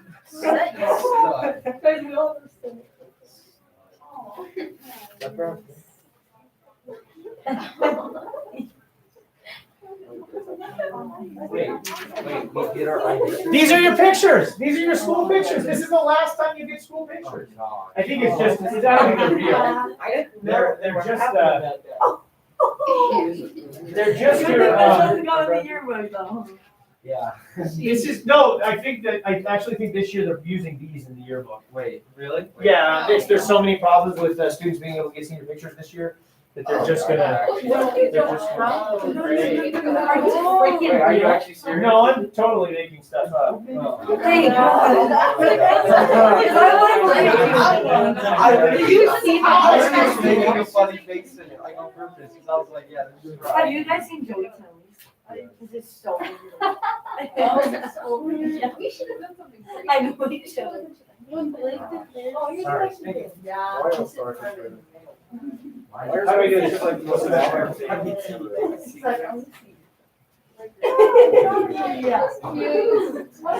like, No. With the mask, it's even harder. I would think. I don't know. One of you should get a perm. Oh gosh. 1, 2, 3, not it. Come on, let's go. No. Okay. Zero makeup. yeah. Come on, she's not here. No, but it's bad. Did they say we were taking these anyway? This was like. I know. Who else am I missing? I didn't realize. Is there a Grace Maxwell? Maybe she. Oh, there you are. Sorry. Hi, Grace. Fully dark and no one said anything. Oh, Grace. No. Is there any Grace Maxwell? As opposed to the Grace Maxwell. There's Zach. There's Ellie. Okay, there you are. I mentioned this already, but let's do this. If you are in class, you should check into Google Classroom. If you're at home, definitely check into Google Classroom. If you're here, I marked you as present. So yeah, you're here. So don't worry about it. The only reason I like you to check in is because when you check in, it allows me, it just cleans up my little Google Classroom. It just has turned in as opposed to missing. So you should check in. There's also a little question every day that you can answer. Now, first hour, I was perfect. This hour, I'm not sure so much based on the answers I already have. So some people, this person is not here. I've had crickets before. They're not even that bad. How many of those? Yeah. I thought about this question for quite a bit because I tried to think of the perfect amount where it would make it a kind of a bit of a conscious thing for you. So first hour, exactly 11 people said they would eat the bowl, and exactly 11 people said they would not. So it seems to be the perfect amount. This class, however, every single person.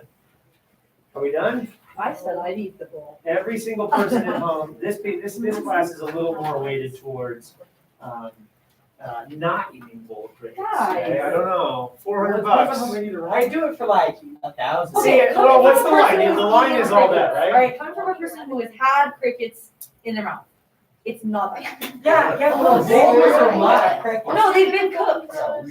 No, raw, living, raw. Oh, I should have explained that. A live cricket. Live cricket. No, not like it. Okay, change your answer. The question.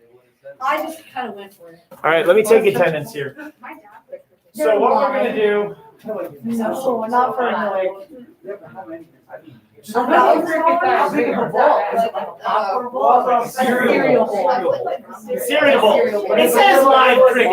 It does look like- A cereal bowl of, I actually put those things in to create the parameters. Clearly. No, there's a lot of variation in a cereal bowl. How big is the cricket? Because I have small crickets and big crickets. If it's small and I can just kill All it. right, with one everybody's here crunch. today. Isn't that nice? Okay. If I could just kill it with like one crunch and Crickets kind are of just small. swallow it and get it done. That might be a Stop. They're So the only people not here today are Zach, Mark, and that's it. Okay. So welcome to English class. Thanks for coming. Thanks for making English part of your day. Yada, yada, yada. Here we go.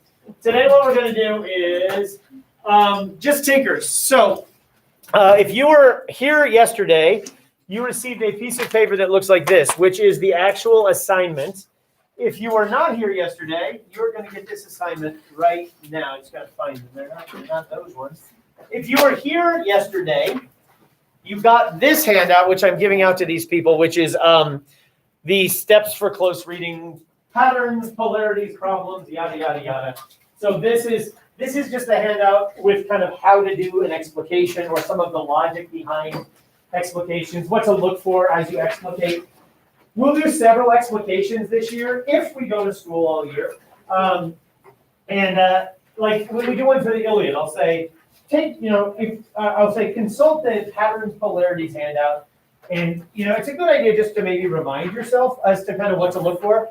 Like if I told you, look at that wall right now. Everybody look at the wall over there, okay, right now? And I said, what do you think of that wall? You'd be like, okay, well, blah, blah, blah. But I told you, okay, one thing I want you to consider is red. And then you look at the wall, okay? And you see how you instantly find the thing you're told to look for? And that's kind of how this is the more things we practice looking for, the easier they are to find.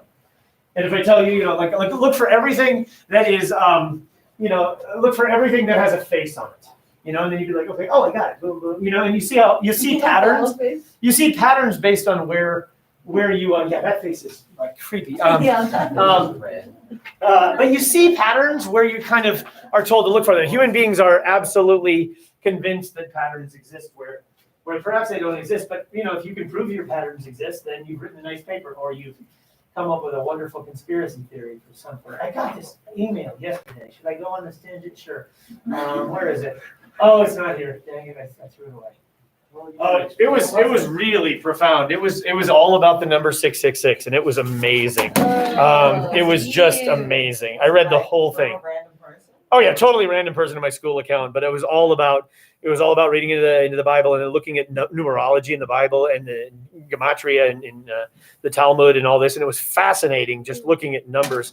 Anyway, huh? How long was it? Oh, it's just a long, yeah. I mean, a lot of these, I don't know how long it was, but.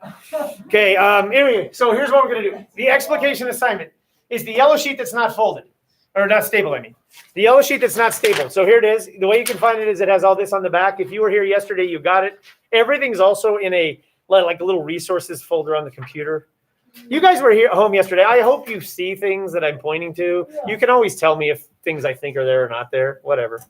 Okay. So here's the assignment. Due date. Number 1, I don't know. But here's how it is. Things are usually due after we finish the book. So right now we'll be finishing the book next Monday or Tuesday. Okay? So it'll be due some point after that. I would never say it's due on the day we finish the book because we have to do that. Next week's a weird week. You have SAT on Wednesday. This week we have our first Friday. So it's kind of crazy. I don't know how it's going to work. But here's the kicker. When we're done with Tinkers, we're starting the Iliad. So there's going to be this layering where we're starting the Iliad while you're writing your Tinkers paper. There are 3 Tinkers papers. The first paper is this explication where you have to have a passage. You may have already found your passage. Yay. But if you haven't finished the book, you ought to keep looking because there may be a passage that you like better. So just keep looking. But I could say, pick a passage in chapter 1. But I'd also like you to have read the whole book so that you can understand some of the thematic kind of choices in the book so the small passage is a single note, which then resonates within the entire song of the book. So we haven't listened to the whole song yet. The imagery paper, we have to read the whole book for that to find more images. The in-class essay, that's what I'm struggling a little bit with because I'm not sure how to do that in this modified hybrid home weird period setting. Usually what I do is I'd say, okay, today's Tuesday. On Thursday, I have an in-class essay. It's 40 minutes. We have a 90-minute period. We'll take the first half, take the in-class essay. Second half, we'll do something else. But I don't have that option. So whether I'm giving it to you in class, eating up our precious 75 minutes, or whether I'm putting it online, I don't know. But I do know this. I have decided that Friday, this is our first like remote Friday at 7:30, an assignment will like turn on for you. My assignment will be me talking to you about the in-class essay. That's all it is. I'm gonna make a little video and I'm gonna say, here's some of the prompts the kind of prompt you'll see. And then here's some advice for in-class essays and stuff like that. And so essentially you'll just watch the little video and kind of think about that. So when we're done with the book, I will give you an in-class essay and then I'll give you papers, but you'll have some time to write the papers. I don't know. Here's the paper. So due date, don't know. Okay. But when I do know, you'll throw it on there and we'll go from there. Assignment is an exercise in the close analysis of text. You are to craft an explicación de texte, don't you know?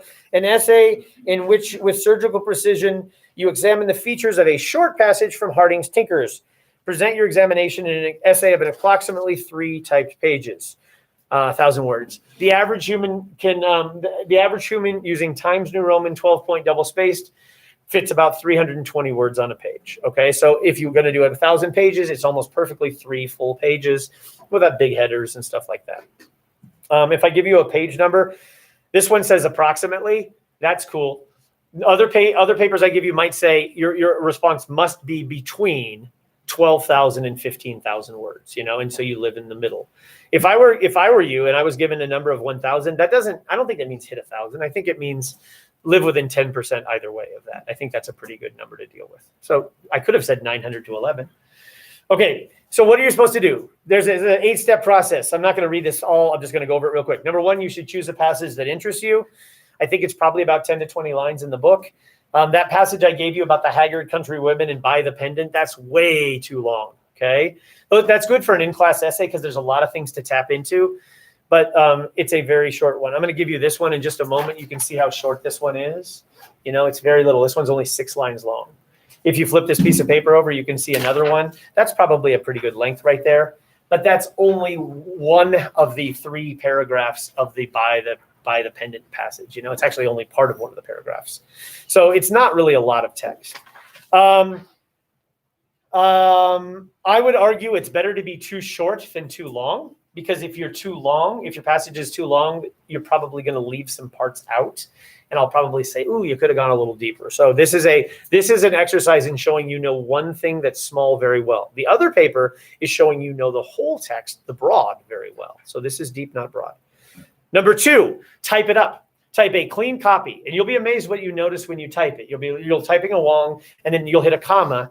And your computer will say, no, that has to be a period. You're like, oh, wait a minute, it's a comma. Maybe the author is using an interesting syntactical structure or something. Or, you know, maybe you'll type a word and you'll be like, I don't even know what that word is. Well, then all of a sudden there's something to look at. So the process of typing it, I think, does make you internalize some of the language.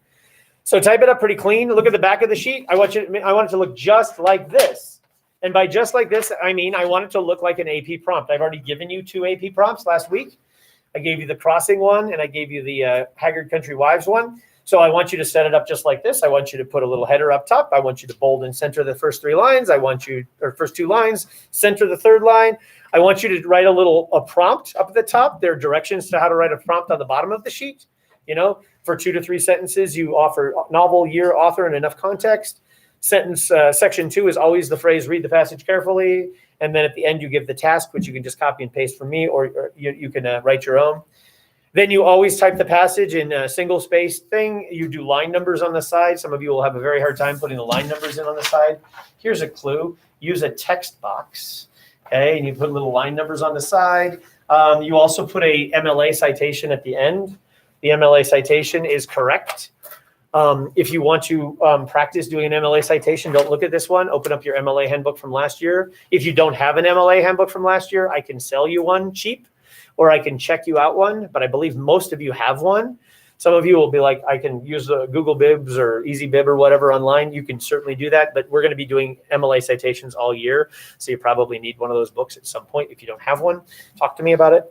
But anyway, you do your little citation. If you can see here, the citation, you could just copy this one. And the only thing you would change is the page numbers. Here's 2 things about page numbers. If it is more than 1 page, it gets double P. If it's 1 page, it gets single P. Okay? I don't know why. That's just the rule. So pages is plural Ps. And then if you go from one page to another page, you do the range. And we don't carry hundreds places. For some reason, it's one of the weird rules with MLAs, you don't carry hundreds. You do carry ones and tens. I don't know why. And if you do it wrong, I'll just circle it and say, next time, fix it. Because by the time we get to your casebook, all that stuff has to be flawless. Are we cool? Flip it back over. Number 3, read that sheet about paradigms and patterns and perceptions and all that stuff. Read that sheet because it'll kind of remind you of things to look for. Number 4 is hit print again and annotate the heck out of a second copy of the passage. You're going to have one clean copy that's not written on, and you're going to have one all over written on. And I 100% believe that by interacting with a text with a pencil, pen, colored pencils, colored pens, I believe absolutely that you see meaning that wasn't there before. You start to circle things. You start to see patterns in the text. I think if I would be hard pressed if somebody gave me the choice to eat a bowl full of crickets. No, if this building was on fire and they said you can run in and you can save only one Tinkers, I'd be pretty hard pressed. And I wouldn't be hard pressed. I would save this copy of Tinkers, even though this one is signed by Paul Harding to Eric, love Paul. Okay, I would let this one burn because in this one I've color coded and marked and scratched and scribbled, and I have found patterns of meaning in this book because I've written on it. Okay, and if when I teach, I have to teach out of this book because it's that. So I think you get that, and also as a bonus feature, if you do really good annotating, I will raise your score on this paper 1 point over the otherwise appropriate score. So if I give you a 5 out of 6 and you do the annotating, you'll get a 6 out of 6 on your first paper. Okay, make sense? Yay, extra credit. How's the grade looking in English so far? What grade in English so far, right? Nice, okay. Does that make any of you nervous? You shouldn't be nervous, okay? You shouldn't be nervous. What'd you get last year? What'd you get last year? Okay, let's just cut and paste, right? Should we do that? Yeah, okay. Okay, yeah, just discern which one, right? Step 5, write your explication. Offer a short little intro, a little thesis, and then just get going immediately. Just start. I recommend that you move chronologically through the passage. You do not try to bring things together in these body paragraphs on ideas. No, that's what your imagery paper does. This paper just walks through the passage. We're going to see one right now. Don't stray from the text. You need to offer a quick little conclusion at the end, just wrap it up. Okay, about 1,000 pages, it doesn't take long. Then you proofread it, you make it pretty, you take care that it's accurate, you format it, and then you staple it together, and then you submit it. I have no idea how you're going to submit it because this is weird school, okay? Right now, I'm down for the 24th for the day that we're going to leave school. That's the date I put on the calendar when we're betting in the English office right now. So I have 1 week and 2 days, okay? What do you guys think? I'll be in Maine. You'll be in Maine on the 24th? I shall be in New York. Nice. Okay. How many people count this shut down? I don't know. 65 are gone today, Really? Oh, we had a COVID case yesterday. Oh, we had a COVID case last week, which shut down 60. A positive test came back yesterday. So 65 people are out today. So we'll see. You didn't know that? Your own school? No. I'm very shocked right now. Yeah, we have had 2 COVID cases at Columbine High School so far. One is an on-home person that had never stepped foot in the building. The second one was a person who attended school the very first day of school we had, which was the day after Labor Day. That student went to first hour and then went to the library. The test came back. They pulled the student immediately from the building, but the student had been in one class. So that teacher and that class are now quarantined, and then the student went to the library. So everybody who was in the library is quarantined right now. Okay? Can you tell us who it is? No, I don't even know who it is. Oh. But Dakota has a case. Powell Middle School has a case. People have been quarantined in all over the place, and it's going to happen. I think we're going to have that all year. There's going to be a quarantine pack frequently this year. What's going to shut Columbine down is if a teacher gets it. If a teacher gets it, I think you're doomed, because if a teacher gets it, this is your cohort, right? Y'all go home. My cohort is this, and my colleagues in English. So all the English teachers go home for 2 weeks, which shuts down. I think it shuts down the school. That's why Heritage shut down, as a teacher had COVID. So, and you know what? I'm speaking with confidence, like I know what's going on. I have no idea what's going on in the world right now. Okay, I actually thought about this on my walk yesterday. I was like, I actually feel usually aligned with the world a little bit. I think there are people that think they just don't ever get it. The world just doesn't make sense ever, and it's like this is what it must feel like for them all the time. I don't know. I grew up I have a profession where every year is sort of, I do similar things. I start work on the same sort of day and I end work, and there's a pattern to life. I should have been a farmer, because farmers have that agrarian pattern to life. We sow and we reap and all that. And I don't know. Some of you are going to have jobs like that. Do any of you plan on having a job that's a patterned job that moves with seasons or cycles? Many of you are going to have jobs where things just happen at you periodically. And all your entire life is going to be reacting to whatever's going on at that given moment. I don't know. I kind of like school. There's a certain stability to school, except for like now, but it's still pretty stable. I don't know. That's me just talking. So how are you going to turn this thing in? I don't know. At some point I'll say it's due. And so it may be due like by you handing it to me. It may be due that you've uploaded it, turn it in. There may be a huge gap between those two things. I might say upload it and turn it in by Wednesday night. And the next time you see me, hand it to me. If you're an online at-home person and you can get it to me by putting it in my mailbox, in school, cool. Or you can email it to me and I'll print it. I hate to grade online. And I'll tell you this right now. You're going to struggle with me in a number of ways. Sometimes I talk too fast with a mask. Sometimes I'm kind of out there in left field and you don't even know what I'm talking about. Okay. But sometimes it takes me forever to get papers back to you. And that's just how it is. And I'm sorry. And it's just awful. But I'm 100% believer that I would rather take you up snowboarding and give you some instruction and let you snowboard 12 times and then later give you a lot of feedback, as opposed to have you go down one run and then have you stop and wait while I get your feedback all together and then give you feedback, and then you can go snowboarding again tomorrow. I think reps is important, and I think writing is a way we get better at writing. So anyway, that's my theory on why it'll take me a while to return your papers. Questions on this? If you've already picked your passage, cool. But if you haven't finished the book, keep your mind open, because there's lots of passages. There are 2 passages you cannot do. The first passage you cannot do is the Haggard Country Wives passage, because I gave it to you as an example. Okay. The second passage you cannot do is a passage where George contemplates the mosaic of his mind, because we didn't so much in this class, but my other class, man, we talked the heck out of that thing. And so, but anything else is fair game, whether we've talked about it in class or not. There's some passages that like 11 of you will do, and there's some passages that none of you will do. Here's a model. And we're gonna spend the first few minutes looking at this. You were at home the other day, right? And we did this thing on what was that? Heart of Darkness, with this woman with striding across the room. Here's the second one. That one that we did the other day, yesterday, that was for a college course. This one was actually written for me in this class. And so this is an AP student who wrote this. And I thought it was a nice example of what to do. So this is an example. It's from a book called The English Patient. If you're at home, this is in the little thing. It's called like Tinker's Explication Resources. This is a second model for you. It's from a book called The English Patient. I think I have a copy of The English Patient over here. It's a lovely book. Let me give you a really quick background because it might help it make sense to you. The English Patient is a story. Did I have this one signed? Hold on. By Michael Ondaatje, a Canadian. So he signed one of my books. It's kind of an interesting book because it takes place at the end of World War II. And the American troops are moving patients. These patients were in hospitals all throughout North Africa and Italy. And as the Americans are pushing the Italians out, they're kind of moving the injured. And so The English Patient is the story of a patient who is English. He was shot down in a plane, and he was burned horribly, and he lost his memory. So they retrieved a person who had no face because he'd been hideously burned, and he had no memory.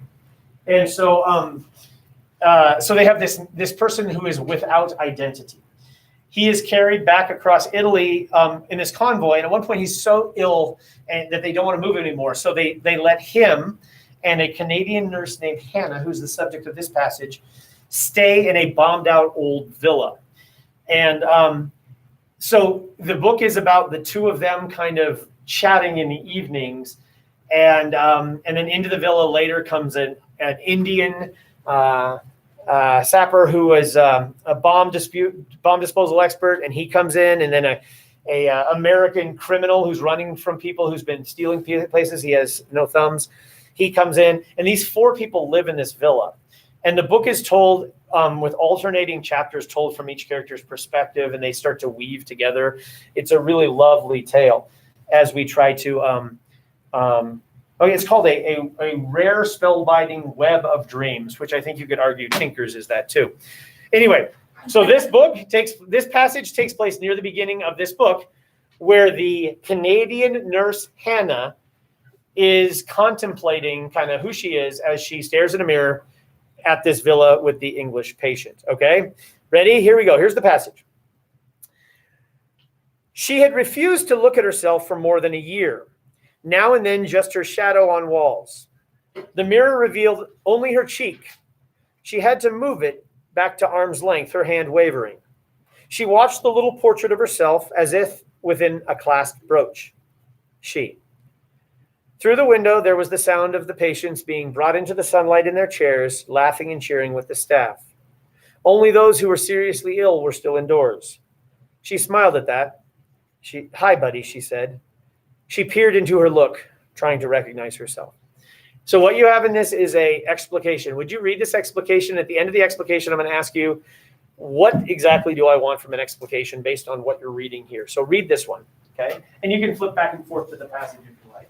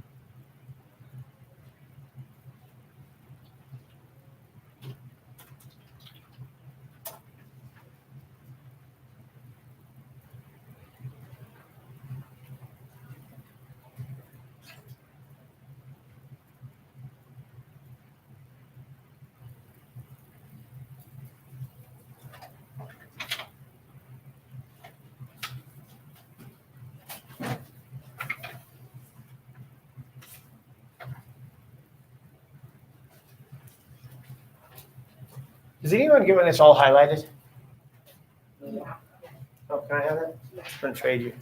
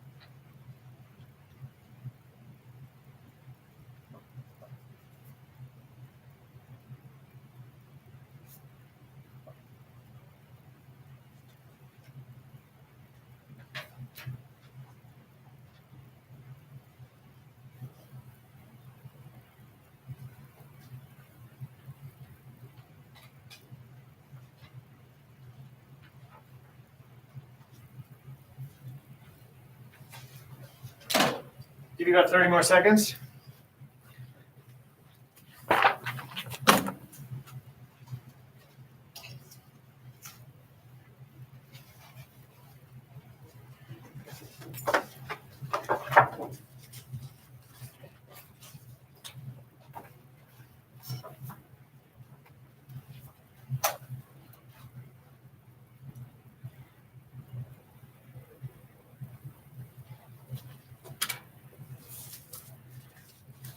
So would you turn to some smart kid next to you and talk about what does this person do that apparently you're supposed to do, because this is a sample Friesen's using in a class of a good one. What does this student do? What choices does he or she make? Let's not fool ourselves. What choices does she make to create a passage worth reading? Okay, talk. What are you going to do based on what you see other people have done? This was written for this class, so this is much more close to what I want. The first thing I noticed is she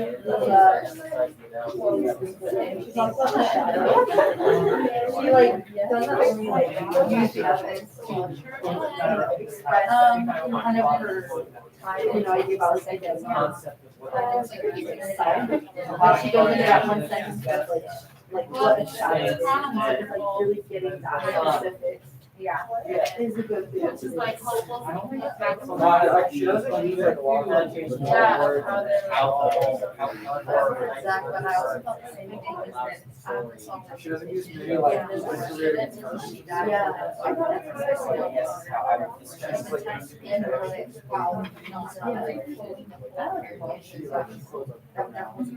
Yeah.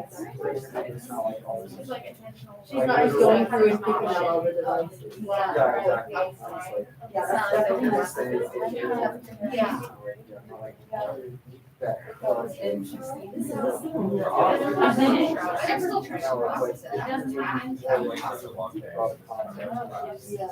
That's pretty. You always. Paragraphs on that.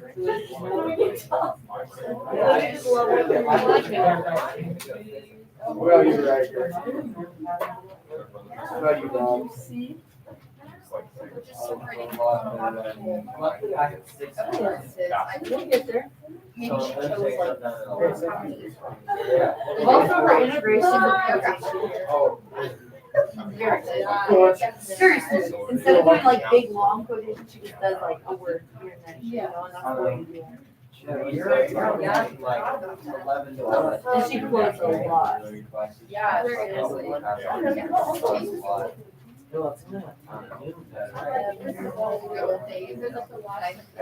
I think we can do this. I'm on the American side. What? I don't think, this is, Good pieces. this is the thing. Really, I think if we just started off. Hiding on the real estate. I sort of like, I was loving it. that's what I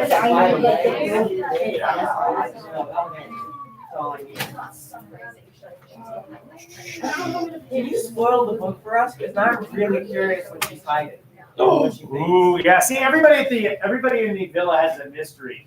Like, the English patient has a mystery because we're like, who is he? And what happens is she keeps giving him morphine, and when he's on morphine, similar to Tinker's, I guess, when he's on morphine, he just starts telling stories, and she doesn't know if she can believe his stories because he's so doped up. But then also in his stories, it starts to become revealed that maybe he was a spy, and so maybe he had more than one identity.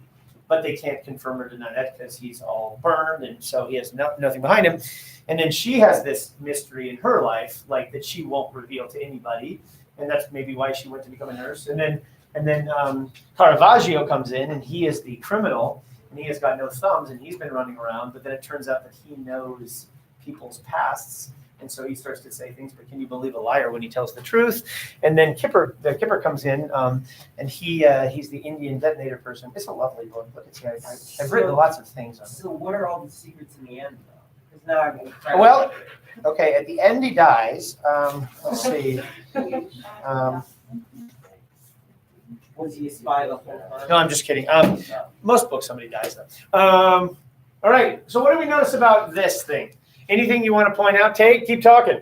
I really liked how the context was sparingly used, allowed for incredibly deeper analysis at certain times. It's spread across the whole book, just from the one small passage. Okay, so the part to whole, okay, nice. What else?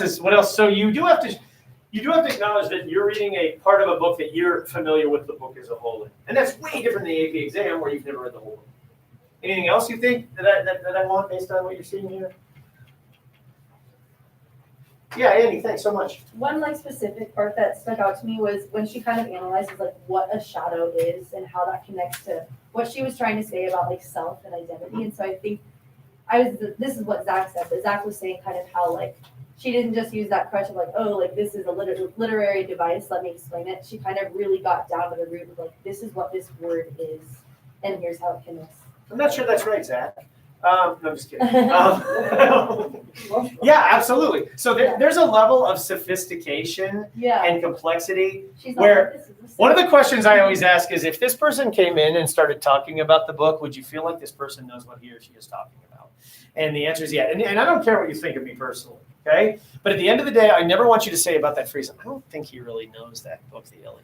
Because at the end of the day, you're like, he knows that book really well. Whether he can teach anything, that's another world, right? But I will never, I don't think anybody would ever say he isn't familiar with the material. And the familiarity with the material is so evident in this. Yeah. Okay? And how do you get that familiarity with the material? It's almost what's between the lines. It's just this feeling of the tone of the piece. Let me give you some numbers. This is 1,024 words long. So this is exactly as long as I think it should be. The passage is only 102 words. So it's 10 times longer than the passage in Deconstructs. So there's that. What if I showed you this? This is the colored version of the essay. Well, what am I coloring here? Well, the reds are quotes. This thing quotes 35 times in 1,000 pages, in 1,000 words. 35 different references to the text. That's what's red. Do you see how it's scattered like a cupcake with the perfect kind of density of sprinkles? Okay? There's not, because what happens a lot of times is students quote in clumps. And they'll, a lot of times, and this isn't your fault, but a lot of times students will like put a bunch of quotes at the beginning of a paragraph, and then by the end they're just talking about all the stuff they're thinking. But all your thinking has to be woven with the text, okay? Even if you're re-quoting, because you have the word wavering here and the word wavering here again. You have things that appear a couple of times. So then that's red. What's orange? Orange is the author's name. And why do we want to use the author's name? Because by writing about what the author is doing, which is in here 4 times, which I'm not saying is a good number, but by writing about what the author is doing, you're focusing on craft. Okay? And that's actually what the prompt says. It talks about discuss how Harding uses techniques. So Harding should appear in your paper periodically. If you write about what characters do, if you tell me that Howard does this and Howard does that and Howard does this in the passage, then it becomes plot. It becomes a what paper as opposed to a how paper. A lot of students write a what-why paper. They write what the character does in the book creates the meaning in the book. But in this class, you have to do how. How is the most important word in AP English by far. Which was probably easier if you took AP Lang. Because in AP Lang, you constantly talked about the essayist or the writer, because the writer frequently, the character was him or herself. So we do want to still have that. And it actually creates a nuance in our class that isn't available with some nonfiction, where we do get to talk about the persona, and then you also get to talk about the character, and then sometimes the narrator and the character resonate, sometimes the author isn't there. What's yellow? Yellow are words that are literary terms, like you would have on a literary term quiz in English class. Words like juxtapose and image and pronoun. What happened? Sorry. It's okay. Framing. I'm going to give you a list. Maybe I'll do that for Friday. I'm going to give you a list of like a bunch of literary terms. And you're going to look at this list and it's going to be overwhelming because this list has, well, let me see if I can find it real quick. I'm not, where is it? Let me see. I'm sorry. Oh, geez. What if I press this here? What if I press this? Here you go. You can see how my life works. See, what I do is I go to, this is how I organize my life. So Friesen here's all my folders, and then I have a AP English folder, and then I say, let's go into the fall semester and let's teach the book. Oh, I don't know. Let's teach the. Oh, it's not fall semester. It's different stuff. But if we were going to do the English patient, here's what we would do with the English patient. But where is it? 3 final checklist qualities, group reader, group group 3 essays, Zooms, notes, spring semester, lit, literary terms. Sorry, where is it? Lit terms. Maybe it's in fall semester. Last start of the year. Start of the year. No. There's 3 essay checklist, panel, rubric, novel overviews, panel. Oh my gosh. Reader. Where's this lit form? Annotation. Buffalo. Oh, these are good. These are awesome. Buffalo, Texas. Buffalo. You guys know these things? These are weird sentences. No. Like this one. Time flies like an arrow. Fruit flies like a banana. See, that's funny because here we have time is doing the verb, and then here we have adjective noun. So here we have noun verb, and here we have adjective noun. Okay. The horse raced past the bar and fell down. Can you do that? Oh dear. What happened? Yes, you can. Can you do that? Yes. And then what about this? Will. Okay. Will. You can do that. Will.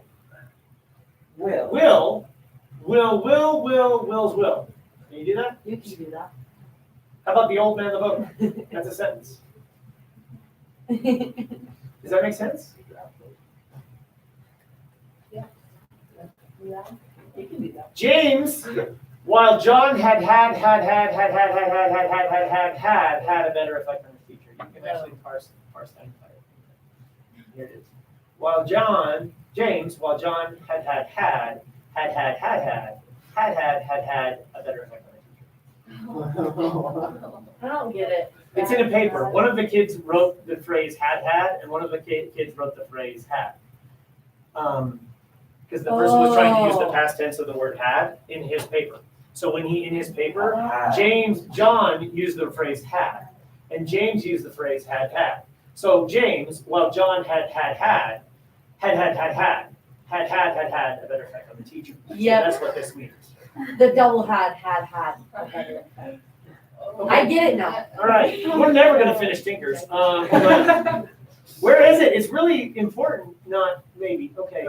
No, library scans missed. What if I say literary term? AP literary term. Wow, You guys like that's how we do it all the time. Friesen. We don't file anything. So I'm going to give you a list of terms that looks like this. Okay, these are all literary terms that you can use in AP English.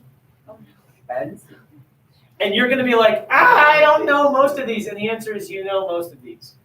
And so like these things. Zugma. You don't remember? A zugma is a figure of speech in which one word joins 2 parts of a sentence by employing different semantic meanings. That's It's kind of like the had thing. Oh, I didn't. I guess I probably had pneumonia. Yeah, Tennyson wrote, he works his work, I mine. So the idea of working work is the idea. It's for where washing is not put out, or fire, so put out there as they're going to do it. Anyway, so I'm going to give you a big list. Boy, I should have never started down this path. I'm so sorry. I'm going to give you a big list of literary terms, and I want you to include literary terms in your paper. So why not use the word framed, and why not use the word juxtaposed, and why not use the word phrase, and why not use the word ambiguity, why not use the word that? So red is quotes. Orange is the author's name. Yellow is lit terms. But here's where this paper shines, maybe, is greens. And what are greens? While, yet, however, contrast, hint, yet, simultaneously, ambiguity, while, but, while, whether, instead, while, from, however, while, despite. Those are all tensions. Those are all things where we don't say, this is what the passage is. We embrace nuance, complication, tension, and complexity.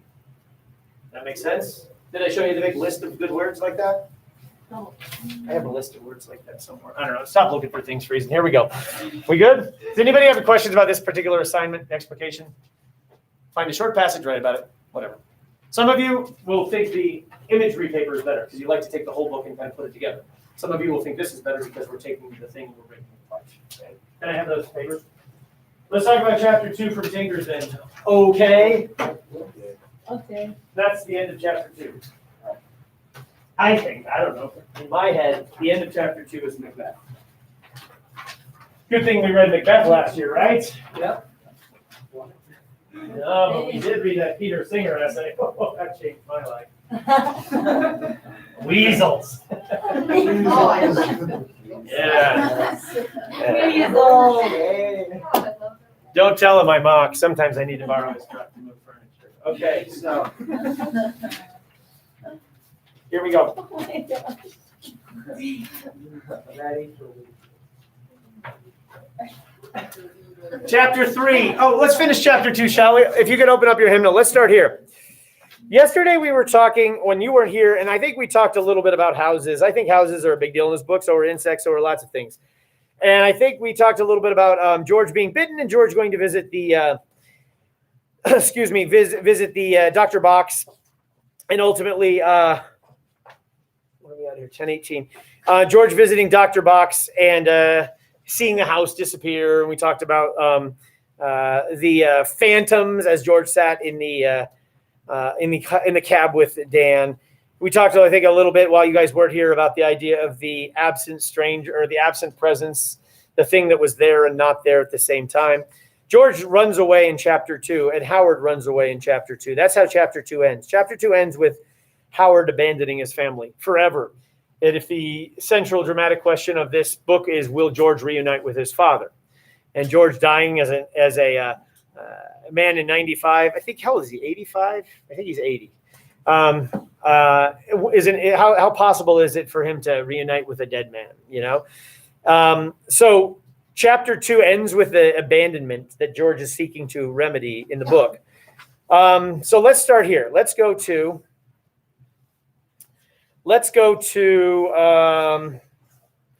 this one's a fun page to start on. Let's start on page 126. On page 126, George has made his way to this little shed, and he's hiding there. This is a place where him and his buddy used to hang out. It's a place that has the. Did we talk about the Buddens at all in this class? No. This is a place that has the door to the Budden house there. Remember the Buddens? Who are the Buddens? The Buddens were the family on like 120, 123 in the book. Yeah. So during this terrible winter, Mr. Budden put his entire family in the house, and he lit the house on fire, and then they all burned to death, and they tried to break through this door, and they couldn't break through this door, and you remember that door versus the lightning door in the first chapter, and you're like, oh, maybe these doors mean something in this book. And then they finally, when the house came burned down, and they went through, and they found Mr. Budden's ashes, and they found these women and children kind of spooned together until what happened? They found these dead bodies there, and then what happened at the very end of the Budden story? You guys remember? It was what was that? Yeah, Mr. and Mrs. Budden comes walking up the hall, up the road, saying, "What happened here?" And you're like, "Who's there?" And this idea of like, where are these people? Where are the living? Where are the dead? Is everywhere. Anyway, George is lying in shelter behind this door, and Howard comes to look for him. Bottom of 126. It was not, this is the 15th little vignette of chapter 2. It was not difficult for Howard to find his son, which is interesting because the whole book's premise is, can George find his father? And so this is sort of an inverted moment. So as Howard moves forth, tell me what you notice in this first paragraph on page 126, 127. Let's pretend this was your explication. What do you notice? The fresh wagon and mule tracks left from the yard away from town. Howard walked along the road and looked at the winter weeds poking up from the new snow. There was more variety than Howard had ever noticed. There were papery shells of burst pods and thorns and whitish nubs on the ends of panicles. Some were bent over, broken-backed, with their tops buried in the snow, as if they had been smothered in the frost. The interlocking network of stalks and branches and creepers was skeletal.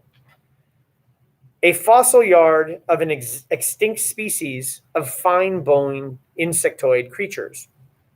All of these bones, then, seem to have been stained by the sun and earth from an original living white to brown, and not the tough, fibrous flower and seed-spilling green they actually once had been. Howard wondered about a man who had never seen summer, a winter man, examining the weeds and making this inference that he was looking at an ossuary. An ossuary is something that holds bones. The man would take that as true and base his ideas of the world on that mistake. He would concoct narratives about when those thorny animals picked through the brush and fields, sketch outlandish guesses, publish papers, and give talks in opulent rooms to serious men all wearing the same formal suits, draw conclusions, get it all wrong. Howard thought, I do not even know if it's ragweed or Queen Anne's lace. I'm going to stop right here, and you reread that again and just think about just that little passage and start to parse it, start to take it apart. What do you notice about what it says, how it says it? Just one passage.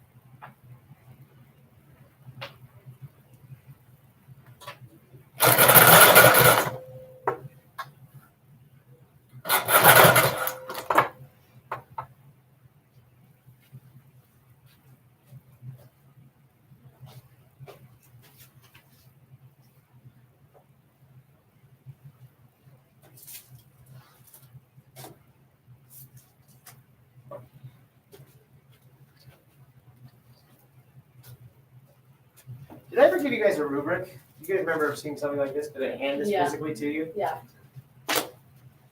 One of the classes I didn't do that to. We'll see. All right, that's enough time. Here's what you do. In this class, we always play this little game. We always say, I don't like this. Do I like this better? I should probably just turn it off. Here, let's just. In this class, we always say, kind of, when I read, and then we always start with the text. Then that leads to, I thought, and this is where we ask, then we then say our idea. So what we have to do in this class is we have these awesome ideas, but we have to root them in text. Text leads to ideas. So what you do is you say, I like the phrase concoct narratives in this little section. And somebody will be like, well, why do you like that phrase? And I say, because I wonder if that's what George is doing right now. Because George right now is in bed imagining what his father is experiencing when he's not even there. So, like, is this even true? Any of this nonsense that George is saying that Howard thought and did? But it's kind of framed inside this like little idea that the man would take as true and based his ideas on a world that's based on a mistake. And so I just really like that interplay of what is true and what is a lie. And if we believe, if we take as true a lie, does it become true? And so is a concocted narrative that you believe true? Or is there an empirical truth out there? So I kind of like that phrase, concoct narratives. Now you do the same thing. I kind of thought, I read this word, which made me think this. Go. Anything in that passage. And what's cool about English class is you always get an attaboy. Okay, no matter what you say, you did good. Okay, so go. Alex. At the end, when it says, I do not even know if that is ragweed or Queen Anne's lace, he is acknowledging that he doesn't know and that doesn't have a truth, unlike the winter man who is trying to formulate a truth even though he may not know. Very nice. So it's a little bit ironic there that he's acknowledging his own ignorance in the face of someone who is ignorantly asserting himself, you know? Good. And it's something so simple, like, like I can't tell something of incredible value, Queen Anne's lace, we have a Queen Anne's chair in the house, this thing that's somehow regal, and something that's just ragweed. Nice. And no matter what you say, it's right. Go. Oh. Some of you have said, I've waited 12 years in school to participate. I've never participated. I'm going to do it today for the first time. 2020 is a year of so many firsts. Hi, go Tate. So throughout. Is this Tate's first participation, people in the room? No, go ahead.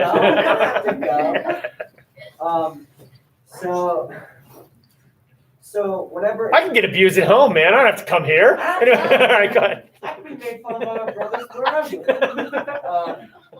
With the cold throughout this whole story, throughout this whole little text is essentially being referred to as death. With broken backs, the tops are buried and they've been smothered. They're all skeletal, so all the white and all the cold is all being referenced directly as death in the story. Broken back, buried, smothered. Yeah, very nice. And there's some personification there as well. Nice. And, attaboy, what else? What's a word that jumps out at you? And when you read this word, you think this thing. That's where we start. Sarah. So when I read through this passage where it said branches and creepers, the skeletal fossil yard was an extinct species, and then you go down to that word ossuary. Yes. And then you have that knowledge that it's old bones. I always come back to that connection of I feel like unity. I feel like that's the biggest word through with uniting everything in that, in the sense of how do I say this? My belief is that time doesn't differ with any of this, and I think it doesn't differ between people or plants or that kind of thing. People, plants, living, dead, past, present, it's all sort of, as you say, unified. Yeah. Nice. Yeah, in many ways, we're all ossuaries, right? We're all receptacles for our own bones. On the top phrase, it talks about the interlocking network. You should write page 72 in the margin right there, but don't turn back to page 72. Can anybody guess what's on page 72? Where's the most profound interlocking network in the book so far, maybe, or a profound interlocking network? That's the page where Howard weaves the panel.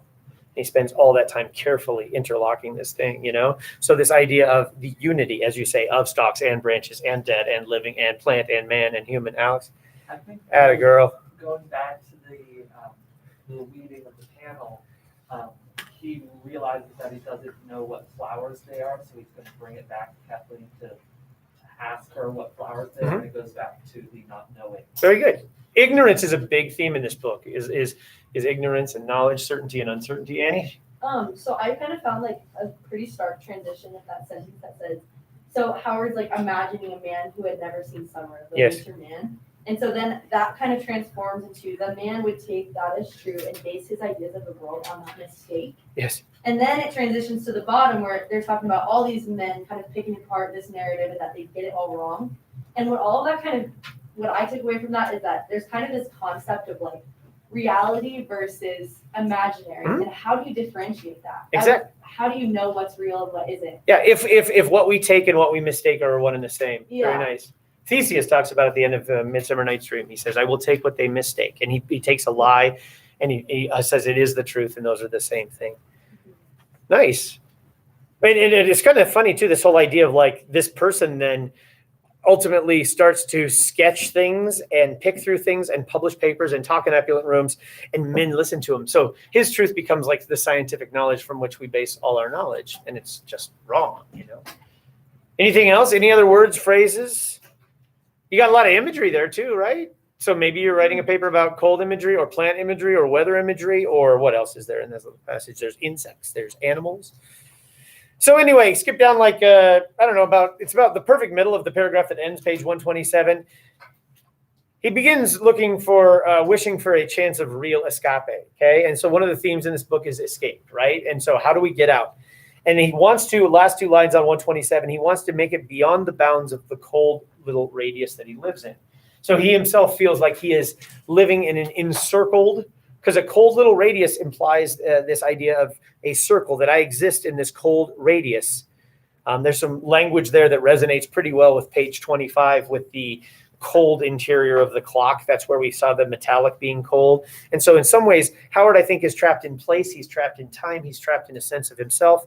So what he does is when he finds his son, you know, and it's kind of a lovely passage. It's from like 128 through the end of this little section. It's like 128 through 131 kind of. This is where George and Howard kind of come together. You know, it's like near the bottom of 128, you know, where are you? Here I am, Daddy, where? Here. And I don't want to give away the end of the book, but maybe that's what George wants. George wants some point to say, where are you, Daddy? And for Howard to say, here. He wants kind of an inversion of this moment. I'm not going to give away the end of the book. All right, I will. George dies. But the question is, at the end of the book, is he able to succeed in reuniting with his father? And so here we have a little hint at it about halfway through the book. And it's kind of a lovely moment between the two of them as George and Howard kind of sit next to each other, and Howard waxes philosophic about the nature of time and kind of considering himself as a permanent presence in his son's life, but also as a ghost. Lots of plural pronouns. And if you guys look on page 130 at the top, he talks about his son is fading away. And in the next chapter, you probably recall, Howard witnessed his father fading. And so Howard feels like he's surrounded by people who fade. And, you know, are they literally fading? No, but there's something, the idea of this becoming an extinct creature, you know? And I think the bottom of 130, top of 131 is a lovely moment as George and Howard unite. They untie Prince Edward, and together George, Howard sit together and on the wagon, and they drive back to their home. You know, and we have this little moment of togetherness. And why am I pointing out the moment of togetherness? Because chapter 2 ends with the passage that starts on the top of 131, which is Howard abandoning his family forever. So this is the abandonment section. Second new paragraph on 131. It's about 2/3 of the way down. It would have been impossible for Howard to spend the day thinking about leaving his family, thinking about its implications, and then still actually leave them. The act would have been too terrible for him to contemplate and then commit. So he did not contemplate it. He simply left. So this is Howard's departure. And so literally in the timeline of the book, or in the timeline of the real events in the book, Howard abandoned his son right after this runaway moment. Okay, so this has to be early 1927. And so if George dies in 95, you can do the math how long Howard and George were apart. If you look up the top of 132, Howard begins to just go away. It says on the top of 132, first new paragraph, the distance between Howard and his house lengthened, and as it did, segregated him from his life as if it were time. So I kind of like that sentence because it kind of puts a lot of the book together in one sentence, because you have the when, the where, and the who all being present. And these words segregate. This is a book about separation. This is a book about, you know, things the opposite of what Sarah points out. This is a book about things that are disunified. And as he moves away, he starts thinking of this home he's segregating himself from. But he's not segregating himself from just a house. He's segregating himself from his life and from time. The smell of wood oil and kerosene from the wagon made him think of rooms and stairways. He already knew he would never enter again. And he realized that what he sat upon, a swaying cart full of products for cleaning, scrubbing, patching, organizing, maintaining domestic life, was a house. So this is our latest moving house, right? I'm perched on a house, he thought. And as Dr. Box left, Howard is actually, you know, moving away. What do we make of that? I don't know. But if you're tracing house imagery in this book, this is one of the more interesting houses in the book, I think. And off he goes, top of 123. It was an early January thaw. It had been raining all day. This reminds us a lot of page 63 when Howard was out in the woods. And we have this kind of mixture of seasons. We have a mixture of warm and cold and light and dark and light and shadow and sunlight. So in this early January thaw, because we have snow and rain and all these kind of oppositional things. It was an early January thaw. It had been raining all day, but just before sunset, this kind of border time between opposites, storm clouds passed. It rained only in the trees. Steam lifted off the snow. Trees stood in half light, half shadow as the sun lowered and striped the world in a weave. Page 72 in your book, The Weaving. Weaving half of itself, half of an approaching event. Howard drove Prince Edward into the night. The mule was difficult to handle. It tried to turn around several times. Several times the mule stopped, refused to go forward. So we have this moment in time when we refuse to move forward and we want to cycle back on ourselves. Finally, Howard gave in and stopped for the night 20 miles south of his now former home. He turned, lots of turning, returning in this book. At the clearing, for some reason, the snow had melted away, and there was a circle of grass, and Howard sits in this circle of grass. So Howard himself is, I believe, he talks about wanting to escape the radius of his life, and now Howard tries to move beyond that radius, but he's forced to turn back over and over, and he ends up in this physical circle. And in this physical circle, he starts to feed himself, and he leans against the wagon. And if you guys could turn to the top of 134, he starts to kind of, talk about him, think about himself, and it becomes this almost little holy moment with him as he's considering God's creatures and this feast he's provided. And as he sits there, even though he's really just, looking at, even though it's a very, practical matter of him, eating dinner. And the part I care about is the bottom of page 134. And that's why I gave you this little square. This little square is from Macbeth. And it's from Macbeth, Act 5, Scene 5. And if you know anything about Shakespeare, all Shakespeare plays are built on 5 acts. So if this is the end of Macbeth, Macbeth is at the end kind of coming to this realization and revelation at the end about what he has been through. And so this is Howard's realization. Remember, George had a realization when his father was having a seizure and he realized, oh my God, this is a man. This is my father. He's not a monster. I can run away. Well, Howard has the same realization, or a realization on the bottom of 134. So I'm going to read it, and then I'm going to read what the end of Macbeth says, and I kind of want to think about a little bit what we have here. So it says, Howard thought. Here's his little epiphany. You guys don't know that word. It's in a lot of literature. An epiphany is what alcoholics call a moment of clarity. Epiphany. An epiphany is this moment where you get it. And you see the lights, right? James Joyce is the master of the epiphany, from Portrait of the Artist as a Young Man, right? Here we go. Howard thought, bottom of 134. Is it not true? A move of the head, a step to the left or right, and we change from wise, decent, loyal people to conceited fools. Light changes, our eyes blink and see the world from the slightest difference of perspective, and our place in it has changed infinitely. Sun catches cheap plate flaking. I'm a tinker. The moon is an egg glowing on its nest of leafless trees. I am a poet.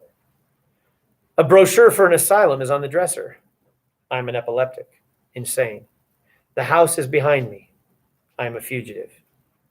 His despair had not come from the fact that he was a fool. He knew he was a fool. His despair came from the fact that his wife saw him as a fool, a useless tinker, a copier of bad verse from 2-penny religious magazines, an epileptic, and could find no reason to turn her head and see him as something better. So you read that little moment of his revelation. So clear in a book about identity. I am, which is Yahweh, is the name of God, right? I am, it's definition of self. Then take a look at this little thing from Macbeth.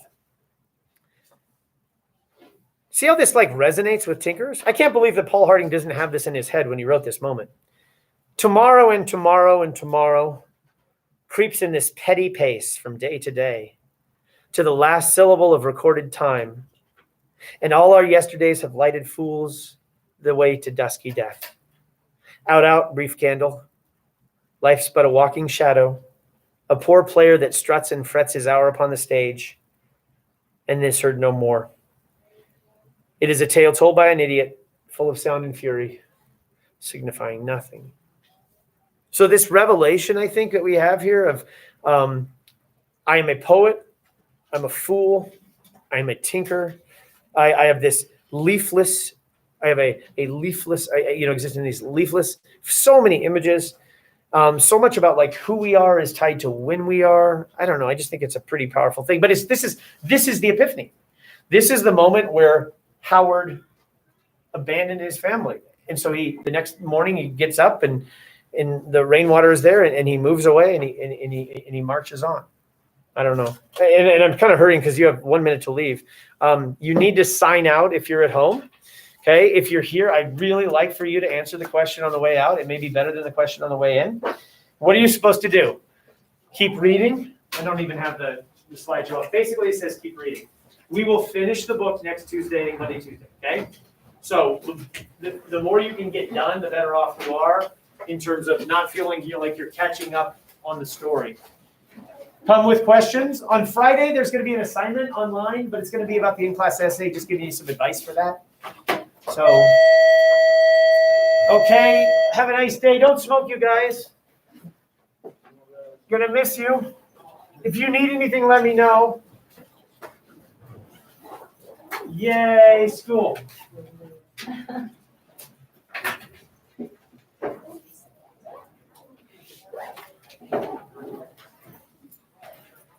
Oh dear. Reply. Got it. Perfect. Bye, everybody. Is anybody this your last period of the day? Really? Oh my gosh, lucky you. Somebody finally figured out your hair coding. Somebody figured out how to work the system. Bye. Have a nice day. That's Gabe, right? No, who's Gabe? I'm Gabe. We have a Grace that was here. And one of those two, I don't know.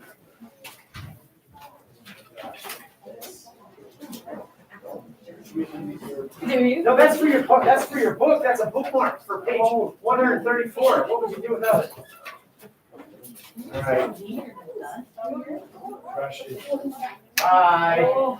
See you. Oh no, thank you. Out. Oops. Oops. Get deep.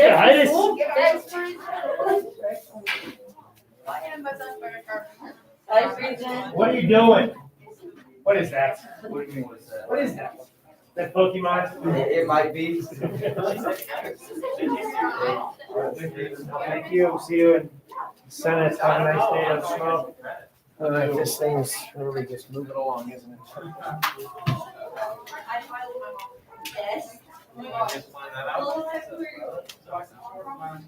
Okay, attendance.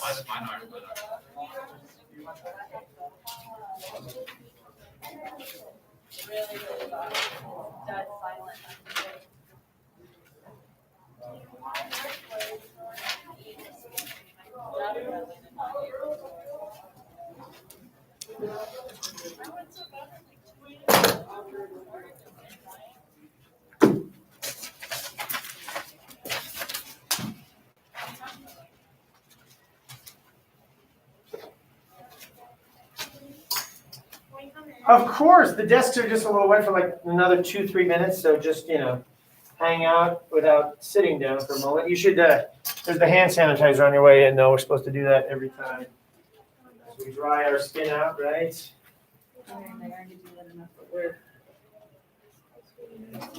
have to wash my hands seriously every 30 minutes and change my gloves like 20 bajillion times, dude. Welcome, welcome. Thanks for coming. Like you said, the desks are a little wet for like 5 minutes. It's what we do. Hello, welcome. The desks are wet probably for 5 minutes, so just hang out. Do a lap if you want. I don't know. It's probably good for you just to get some blood movement. I have the 2 worst offs. I have 3rd and 4th off. Oh, you just had an off hour. Yeah, I have both 3rd and 4th off, so I just sit for like 2 hours. Oh, geez. You can probably get all your work done for a lot of it. Or nap. There's this one kid that sits there during 3rd in one of the booths and he just lays there. He Just lays. just lays there and I'm like, That's all right. Sometimes we need to just lay there. yeah. Or like for a little ball, put his head on his backpack and straight up take a nap. Man, what a guy. It's all right. When you don't move, you become tired. That's for me. Classwork. That's today. Class 9. That's us. Boom. Rockstar. Oh, look at that. Present. Hiya. I printed off the Exit thing. slip? Oh. Do we Stories give you that Yes. I irritated him, Yeah. but then I forgot them at home, so I was gonna say, I Snap can a just, picture. okay. Yeah, just snap a Are we picture. giving you the? Little entrance sheet. Yeah, if you haven't, because I was going to do something with that right at the beginning of class. Yeah. Okay. I was just Fine. like, I have the other ones. No, yeah. Totally forgot. There's going to be a lot of coming up with other ways to turn things in. yeah, Kind of what we do. I Where is know it? taking pictures is difficult, so maybe I could do like the document scan thing. Yeah, whatever. Yeah, anything works. Thank you for that, Rockstar. Yay. Sweet. Can I send you a picture? Mom? Sure. Okay, Yay. I don't know what Hi, I'm Caleb. How are you? doing. Take it easy. My name on that. Yes, you did. We're all I good. don't know, It's all good in the neighborhood. I wrote two different ones because I don't know what I'm doing. That's yeah. All I'm doing is this is kind of for me to get a little sense of where people's heads are at. You know, like are people because what I'm and well, I'll tell you what I'm seeing when I look at them. In between two different ones.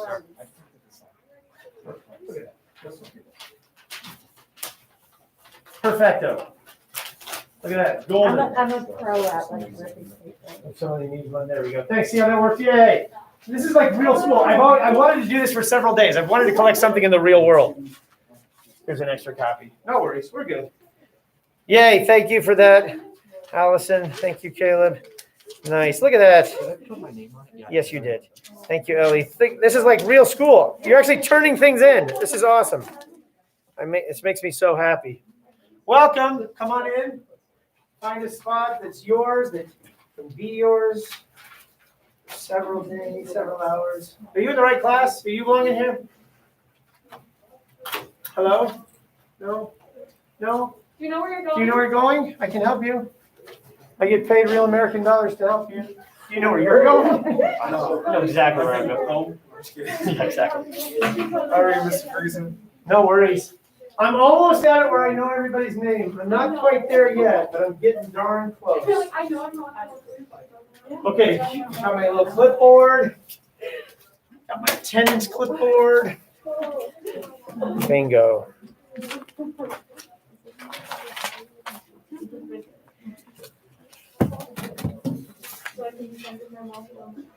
Bingo. If you're at home, welcome. If you're here, welcome. There's a hand sanitizer. There's also paper towels if you feel like your desk is not drying adequately. So if you've got an entrance ticket, I'd take it from you. That would be great to hand to me. I would love that. If you did what I asked, I'd love that. If you're at home, just upload it, unless you can't. And that's okay too. Dang. Some of these things are full and thorough. Thank you. Welcome. Welcome. Thank you. Got a piece of paper. Rock star. Like I said, I just wanted to collect papers. It makes me feel like this is real school. This is great.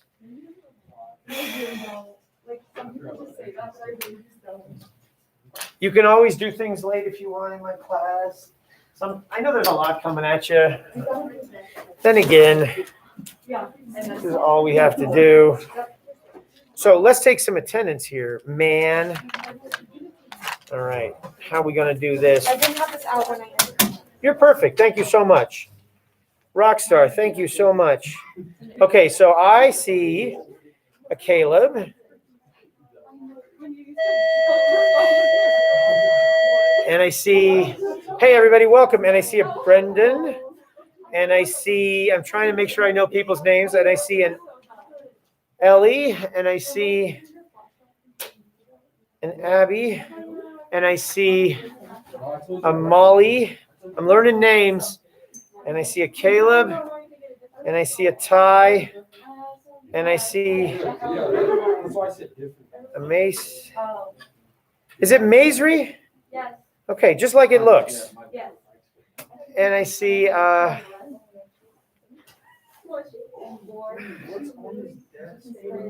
it's just here, no, there's a paper, it's just a disinfectant. You're gonna be okay.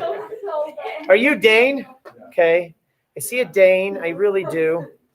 And I see a Grace, yay. And I see Robert, yes. And I see Allison, yes. Oh, I'm getting close. I see a Uniqua. And I see, are you Joe? Yeah. Okay, I'm getting there. I'm getting there. So I don't think I see a DJ because I think he came in earlier and told me he wasn't coming. I think everybody's here. Welcome. Hey, thanks for coming. Thanks for making English a part of your day. My name is Mr. Friesen. I'll be your teacher for the day. I start every class off like this. I've got a poem to start things off. At the end of the poem, don't talk to the poem. You just go, here we go. This poem is by William E. Stafford. It's called at the unnational monument along the Canadian border. And it goes just like this. This is the field where the battle did not happen, where the unknown soldier did not die. This is the field where grass joined hands, where no monument stands, and the only heroic thing is the sky. Birds fly here without any sound, unfolding their wings across the open. No people are killed or were killed on this ground, hallowed by neglect, and an air so tame that people celebrate it by forgetting its name. And you guys say, a fun little limericky structure there. Excuse me. If you have an entrance ticket, give it to me. If you don't have it, you can turn it in late. If you have it at home, upload it. Here we go. Here's what we're doing today. Yes, here's the plan for today. Today, welcome and poem agenda. If you are at home, check in on Google Classroom. You guys were at home yesterday. You have to check in when you're home. It's the way I know you're here. When you're in school, you should check in anyway. So right now, we're going to all check in. So even though you're here, I know you're here. I took attendance. We're still going to check in. People at home, check in. And you're like, but I don't want to check in. But you should. I also want you to bring computers. If you don't have a computer, I totally get it. But you should, because even though I don't want to use computers when you're here, half of the class is on the machine. So sometimes we have to do that. So today we'll be checking in and out. Also today, we're going to be starting writing our personal statements. And so, you'll have to be writing as well. So you can write in paper, but you can do that. So if you could please answer the question to start the class. If you're here, I know you're here. But the way Google Classroom works is it just has this little thing where it says turned in if you've turned things in. And it says missing if it's missing. And I know you're not missing, so I shouldn't say missing. And it's just so easy for all of you to answer one simple question, okay? Think about the question very carefully, though, because I think it might say a lot about you and the state of society, how your own personal situation is. Now, I thought a lot about this question before I posted it. I thought about the adjectives serial and live. I thought about those quite a bit. I also thought a lot about the number. Okay, because I thought if the number is too low, you say no, of course, right? And if the number is too high, you'll of course say yes. So what is the perfect amount? Now in first hour, guess what? The perfect amount. Because in first hour, what is the perfect number? 400 was the perfect number because of what? Because half the people said, yeah, I'd do it. And half the people said, so what about you guys? Let's see. Period 5. What do you think? Let's see. Period 5. And let's check in. Okay, so there's our ratio here. There it is. So 10 to 17 ratio. So maybe the number's a little low. What if the number was $1,000? Would any of the no's said yes? What if the number's $10,000? What if the number is 100,000? At what point do you sell yourself? That's the point of life, right? You decided what is your value, When do your values intersect with a monetary value? And that's life in a nutshell, right? At what point does money become what you are or will do? All right, that's kind of good. I like that. 10 to 17. All right.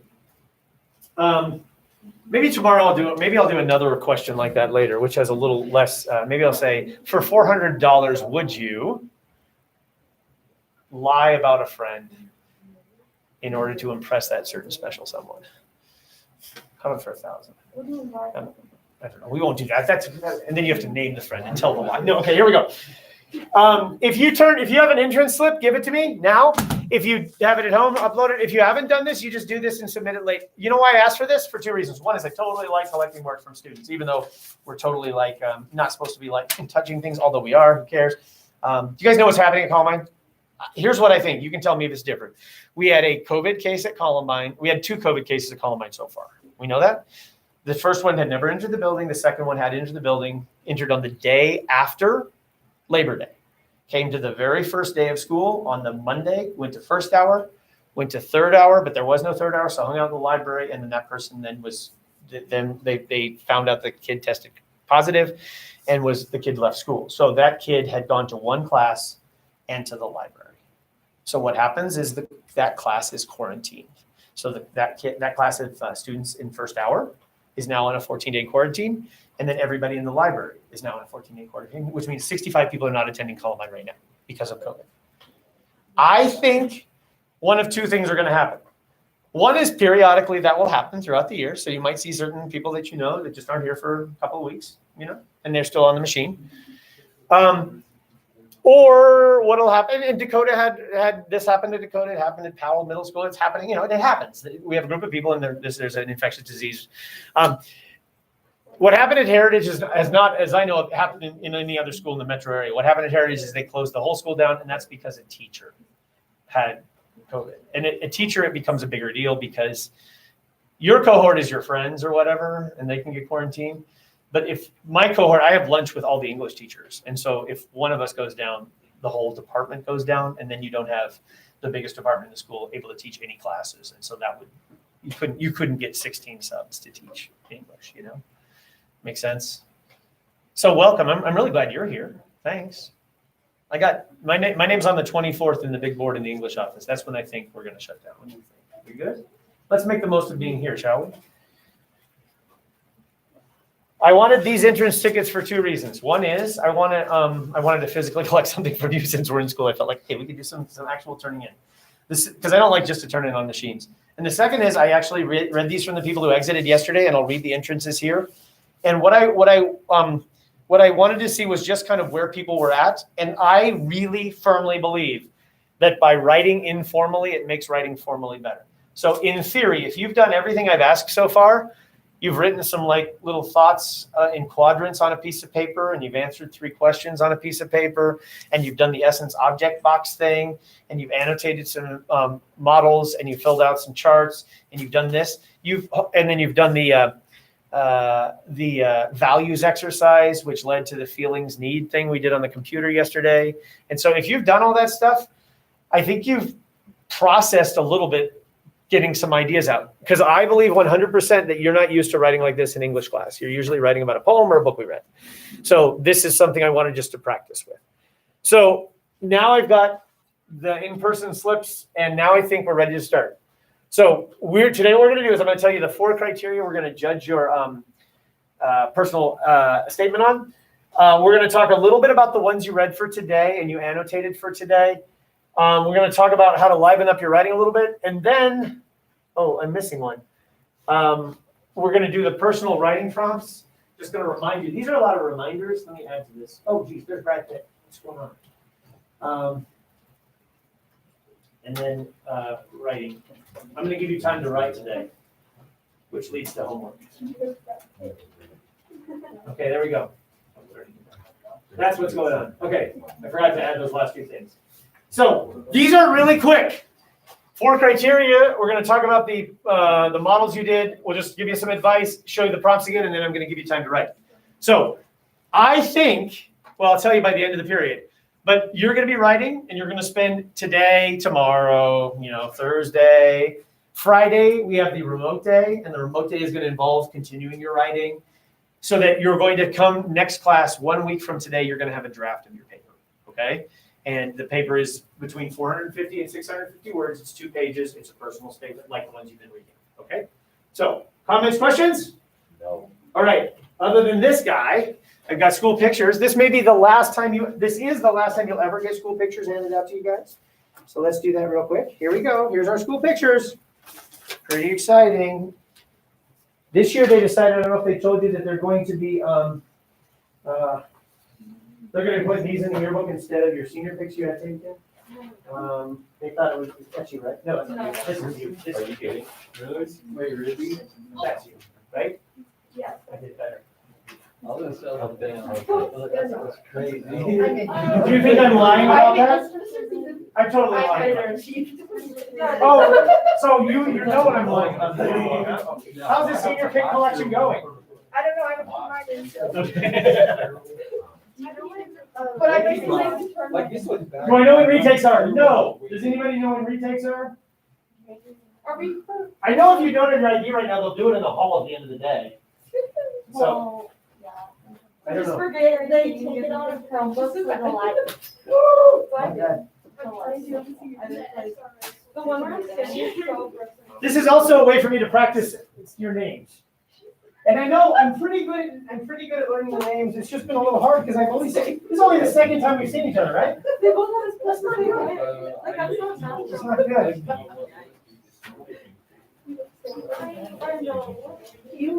Me too, I didn't know we were gonna be taking pictures. Okay, I'm super confused. We never got a picture from last year.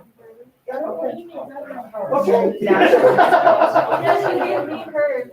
I was like, I thought it was right. I'm like, no, I'm wrong. Okay.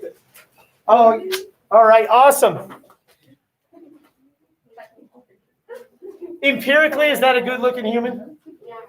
You think so? Empirically, pretty good-looking human? Okay, here we go. Entrance slip. So where are we at? Right now, scale of nothing to all the way. Nothing means I have no idea. I'm clueless. I don't even know if this is English class or not, okay? At least I made it in the room or I made it online. Hey, welcome online. I got 11 like and subscribe, okay? Five is I'm all the way there. I know exactly what I'm going to write about and how I'm going to write it, okay? So right now, just show me where you're at. I have no clue. I know exactly what I'm going to write and how I'm going to write it, and you're somewhere in between. And I'm considering this a massive, was that peer pressure, huh? Okay. I'm considering this a massive success right now because many of you are on your way, you know? Yay. And I believe that if you're right here, you might be wrong because I would hope that many of you learn to decide on what to write as you're writing sometimes. Because as you're writing, you're like, oh, that's a bad path, and oops, here I go. I think ultimately it's the equivalent of if you're at all fluid with music, picking up the guitar and just plucking away and saying, oh, there's kind of a song that I'm finding as I practice. Or if you're at all like an artist, you just take out a piece of paper and you start sketching and things kind of emerge, you know? So let the process kind of generate its own success. Here we go. Next thing. Here are the 4 things that that your personal statement has to have, okay? A strong personal statement shows the essayist 1, vulnerability. Vulnerability does not mean, here's something wrong with me and I hate about myself, okay? That's not what vulnerable means. Vulnerable just means your willingness to tell something that's personal, that's yours. Because putting ourselves out there is something that, it can be, can be scary at times. So a good personal essay will tell something personal. The second is values. Values are present in a good personal statement because they show your ability to offer an insight into your character and your essence, those things that matter most. 3, superpower. That's the thing that the exercise yesterday helped you generate, perhaps. A good personal essay statement will show some trait or quality you possess that's special to you and reveals what you're capable of. Okay, this is this thing inside you that we're like, wow, you've got that, okay? And these 2 things are certainly tied together.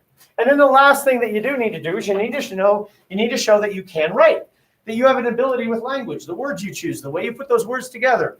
So from the single word to the sentence to the paragraphs, the overall structure, the imagery you employ. And that's what we're going to do today is we're going to talk a tiny bit about craft as a writer, okay?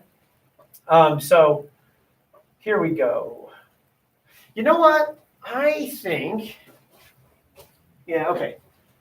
So today when you came in, you guys were supposed to read these models. And I'm going to actually skip this today because we did this yesterday. I asked you to read 4. Well, actually, I gave you 4 different models. One was called Drowned by Swaying, about the surgery. One was Farming a Future, about working in the school or working during school in the urban farm and then volunteering. One was Superpowers, and then one was The Daily Show. And I asked you to look at these essays and annotate them.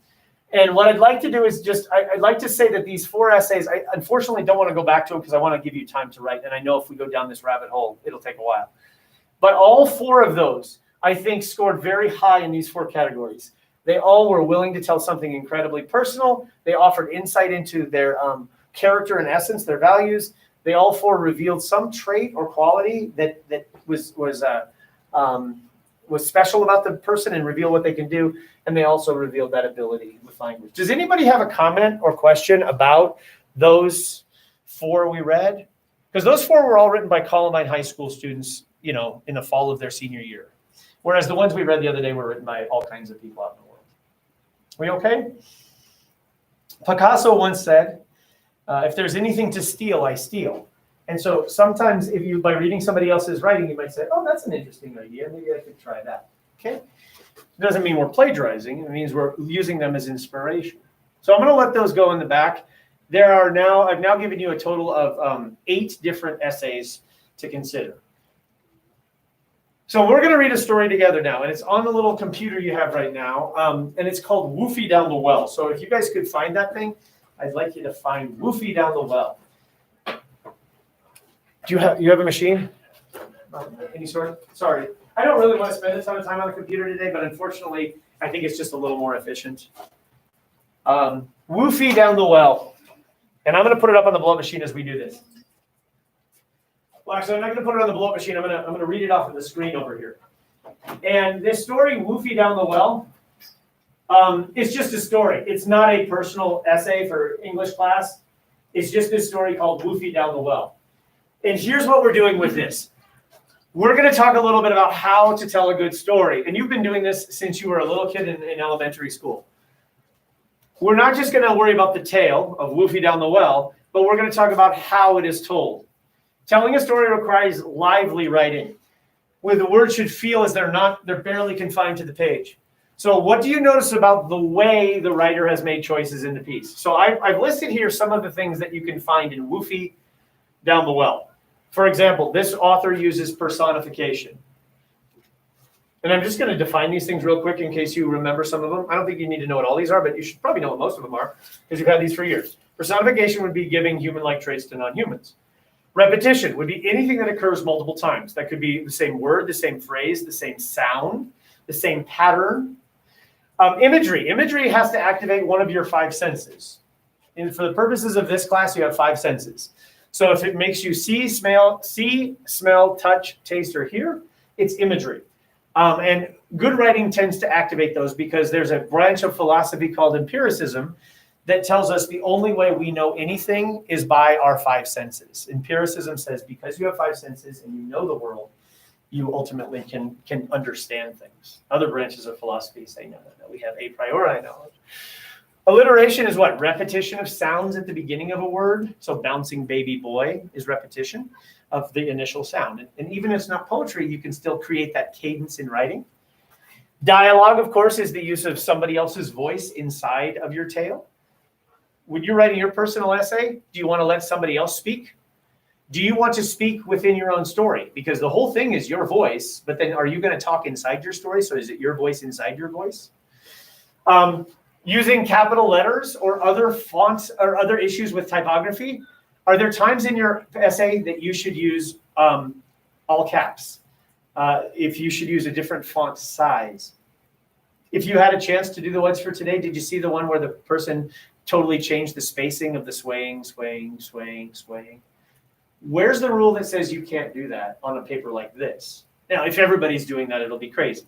But, changing emphasis. What's an allusion? An allusion is something that refers to something else in the world, either in history and literature. So like if I say like, at that point he took his vorpal sword out, you'd be like, oh, what is that? And it's like, oh, that's an allusion to Lewis Carroll's poem, The Jabberwocky. So sometimes, or you might say that like, he felt as if he was bearing the cross, and you could be like, that's an allusion to Jesus. Okay. Simile. That's a comparison with the word like or as. Metaphor is a comparison between 2 things, where we say something is something else. Sentence length. I want you to pay attention to when there are short sentences, long sentences. Word choice, that's a single word that just sparkles on the page. Selection of detail, those would be usually paired with things like imagery and word choice, but those are things that we really want to spend some time with. Rhythm is created by how the words sound or beat out, and you'll notice this passage has rhythm. You'll hear it better because I'm going to read it, and you'll hear sometimes when you find rhythm. And then symbolism is when we sort of say that something is something else, and there are other things as well. So here's your job. While we're reading in class, and you're not off the hook, at the end of this, I never do this as a teacher. I never call on people, but I'm totally going to call on you because I don't get the chance to do school very often, and I want to do that, okay? So when I call on you, I'm like, what did you notice? And you'll say, I saw an allusion, and you'll say, where? So while we're doing this, if you want to If you want to just highlight a little moment or two so that it's ready to go, so that when I call on you, you have something to say. Does that make sense? So what did you notice? Not about what the story's about. Okay, the story's about a kid who lost his stuffed animal. Whoop-de-doo. Okay, but I want you to talk about how this person wrote the story. Ready? Is there any comments, questions? Here we go. Woofy down the well. Last Saturday, our home nearly suffered the loss of a dear family member. His name is Woofy, and he is our youngest son's favorite stuffed dog. Woofy is a chocolate lab with a soft faux leather nose that is losing fluff from a previous wound and matted fur that proves he is dutiful, diligently, and deeply loved. Woofy travels with us. Woofy has been to school. Woofy visits Grandma's house. Woofy is well-liked and popular among all the other stuffed animals. Woofy is a model pet. In short, Woofy is indispensable. It was early evening and the boys were upstairs playing. Hubby and I were downstairs starting dinner and enjoying the fact that the kids were laughing and not bickering for once. Suddenly, the laughter was rudely interrupted by a disconsolate wail. Immediately, I froze, my mother's sixth sense instinctively trying to determine if it was a cry of physical pain, anger, indignation, or another of the myriad cries our children have perfected. I didn't have to wonder for long as our youngest appeared at the top of the stairs, mouthing completely unintelligible words, tears already streaming down his face. I realized then that it was the worst of all possible cries, the cry of heartbreak. It didn't even matter that what had happened. My son was so tortured in that moment that my heart was right there with his. I felt sick to my stomach. Slow down and tell me what happened, sweetie. He barely managed a broken and pathetic woofy. Then the impossible formed on his lips. Woofy is gone. I don't know exactly what took over my brain at that point, but I'm fairly sure that if temporary insanity exists, I had it. Apparently a deep-seated post-traumatic stress disorder memory from a stuffed animal mishap during my childhood took hold of me. I raced up the stairs on a mission with my sobbing little boy trailing behind. Where'd he go? I screamed. My children just stared at me, clearly unsure what to make of their wild-eyed mother. They pointed to the corner of the room, and an air conditioning vent was missing its cover. I ran to the corner, flew to my son's bed, as if channeling Superman, peered down in the dark vent hole. I could see nothing. Hubby soon arrived, just to see my legs and feet as the rest of me tumbled off the bed so I could reach down the vent to determine if Woofy went straight down or by some dumb luck hit a curve in the vent and stayed close enough to grab. Bad news. Woofy was really gone. I started shouting commands like an officer at a Marine boot camp. Get me a flashlight, I need a flashlight, and a tape measure, now! The three men in my life stumbled around dumbfounded, trying to locate flashlights that were long since appropriated for more fun endeavors, like making scary faces while pretend camping in the basement. When they finally located a cheap, plastic children's flashlight and fresh batteries, I aimed the flashlight down the black hole. And surely enough, Woofy was down there. Way down there. 12 deep, long, bleak feet down there, to be exact. The pain on my son's face as he registered his loss was excruciating. Woofy was our baby Jessica in the well. We had to rescue him, no matter what it took. With hubby's stomach growling, we reconvened in the kitchen to discuss our game plan. Hubby didn't seem very concerned, given the gravity of the situation. Of course, Attila the Hun might have appeared in a bit of a milk toast. Of course, Attila the Hun might have appeared a bit of a milk toast when compared to my frenzied hysterics. I'll open the vent from the crawl space after dinner, he said, far too calmly for my liking. It may not seem this way to you, I said in my most restrained, protective mama bear voice, but this is an emergency. I stomped downstairs to the crawl space, fully intending to take care of the situation myself, until I got there and stared into the recesses of that cavernous space, the space that is filled with spiders, large wolf spiders, known in our house only as the creatures that must not be named. Realizing that I was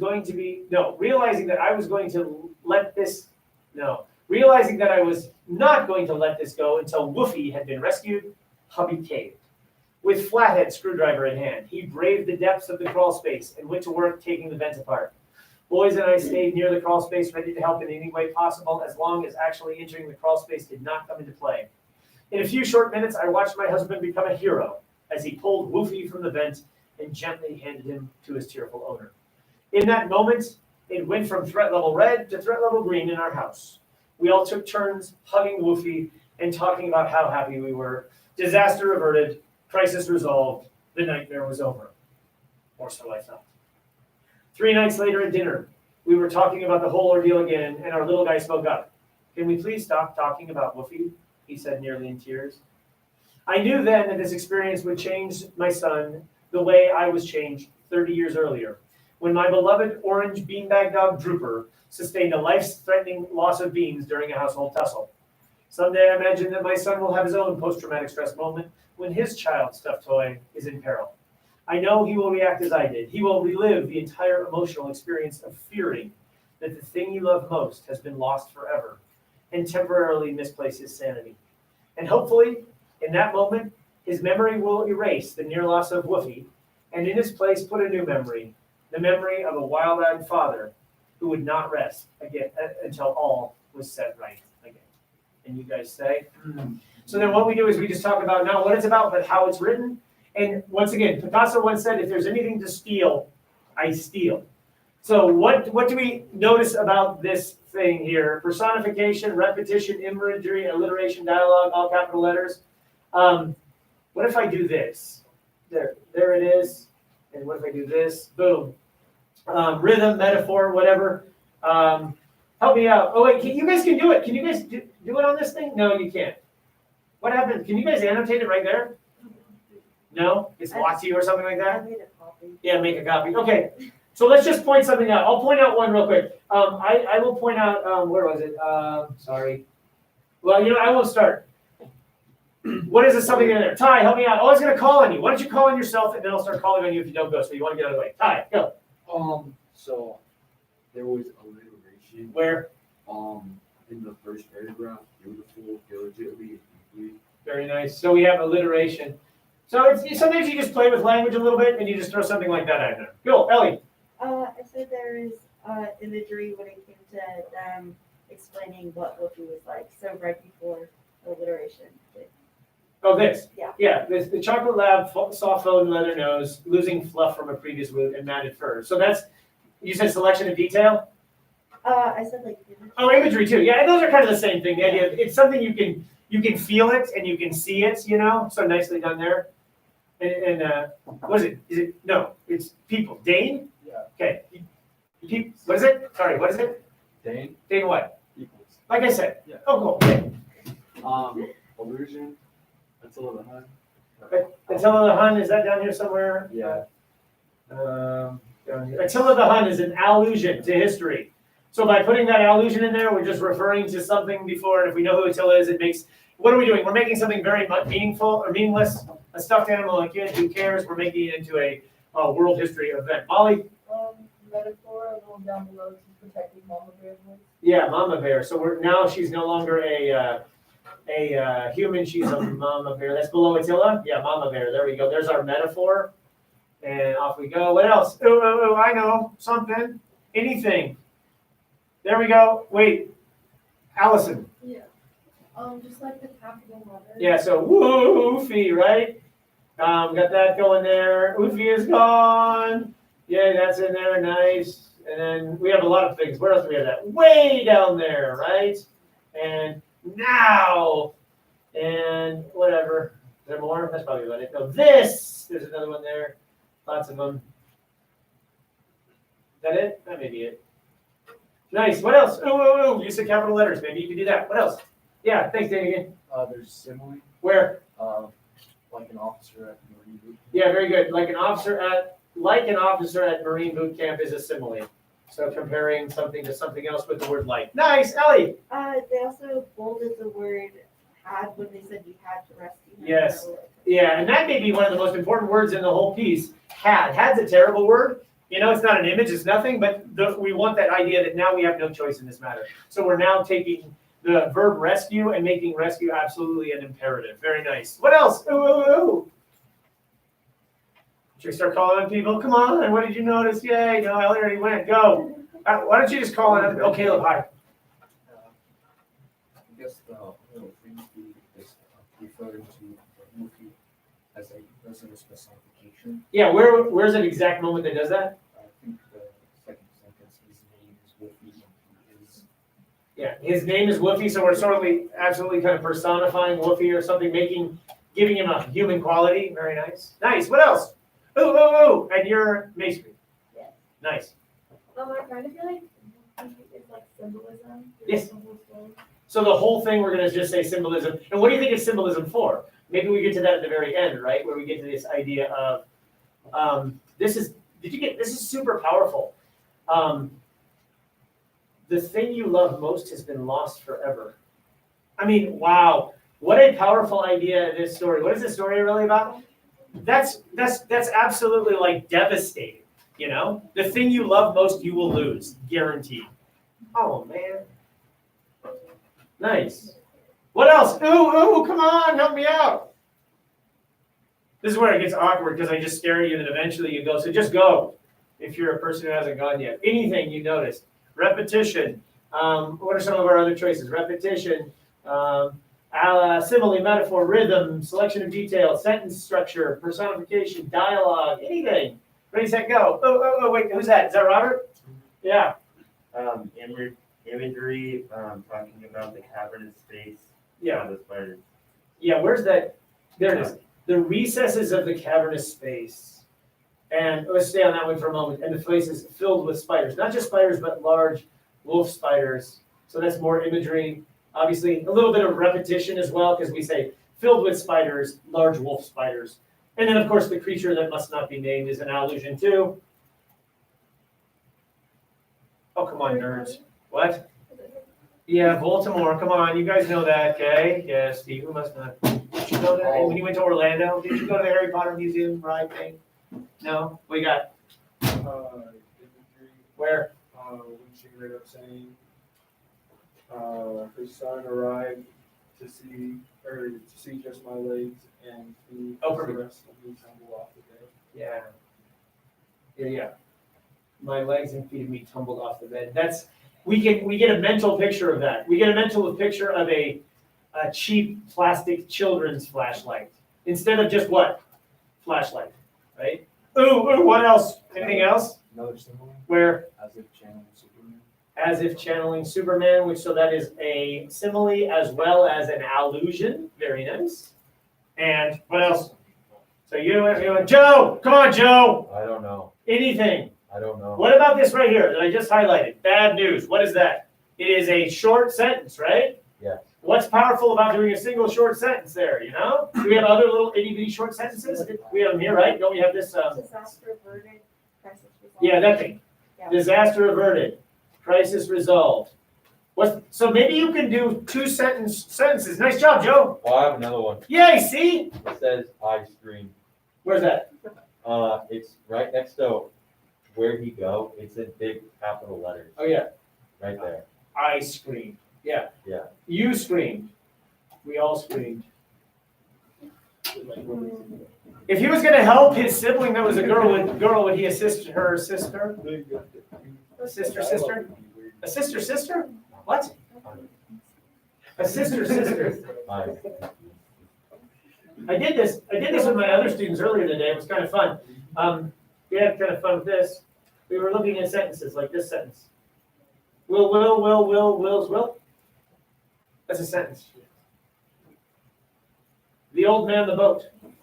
Is that a sentence? How about this one? Time flies like an arrow. Fruit flies like a banana. Get it? No. Yeah, that's okay. Time is a noun, which it flies like a verb, but then here fruit is an adjective and flies is a noun.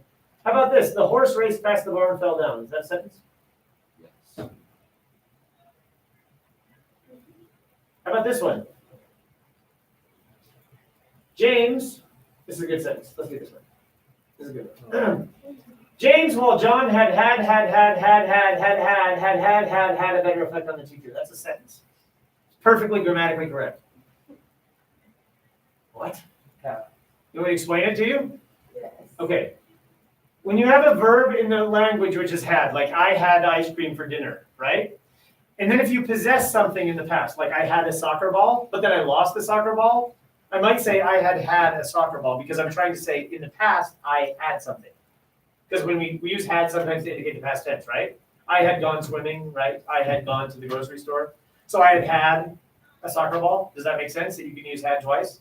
So a guy named James in his paper had used the phrase had. I had a soccer ball. James used that in his paper. John, another student, only used the word had in his paper. So James, while John had in his paper, had a better effect on the teacher. See how that works? It's a perfectly grammatically correct sentence. The most famous one of those sentences ever is this one. The buffalo sentence. Buffalo, buffalo, buffalo, buffalo, buffalo, buffalo, buffalo, buffalo. That's a perfectly grammatically correct sentence. Really? What are the different meanings of the word buffalo? Why are some of those buffaloes capitalized? Because there's a city in New York called Buffalo. And there's also what else? A creature named buffalo. And a buffalo is also a verb, which means to aggressively take over. Like if you buffalo somebody, you take them over with your idea or you push them forward. So these are buffalo, buffalo, buffalo, buffalo, buffalo, buffalo, buffalo, buffalo. So you could say that buffaloes who engage in buffaloing with buffaloes with the city I don't know. All right. Yeah, I like Buffalo Bill. We saw her duck. Let's end with that one. That one's easy. We can laugh at that, right? We saw her duck. What about that one? Anyway, okay. We done? Who else didn't go? Grace. We have screaming here. Is anything else in this thing that you could borrow and steal? How about the use of dialogue, right? Because you have kind of two voices in this thing. You've got the voice of the woman talking, but then you have the voice of the kid, and you have the voice of the other people. Okay, lovely. I think everybody went. The whole point of this is, I think you should highly consider not just telling a story flatly. You should take some risks. It'll make it lively. It'll make it interesting. Sometimes that doesn't happen on your first draft. Sometimes that happens when you look at your paper again. You have a draft due in 1 week. And then I'm going to ask you to make the draft better. And one way to make it better would be maybe to introduce some of these things. Here we go. Personal essay prompts. You guys have these in Google Classroom. Actually, I passed them out yesterday to students in the room. So now I'm going to give you your own version of them. Here are the prompts. You're going to have to pick one of these. But the fun part is number 7 is write whatever you want. So if what you're doing doesn't nicely fall under one of these, then you can just say, this is my open prompt. So it's easy. Of course. Thank you. Sorry. Welcome. Yes, student.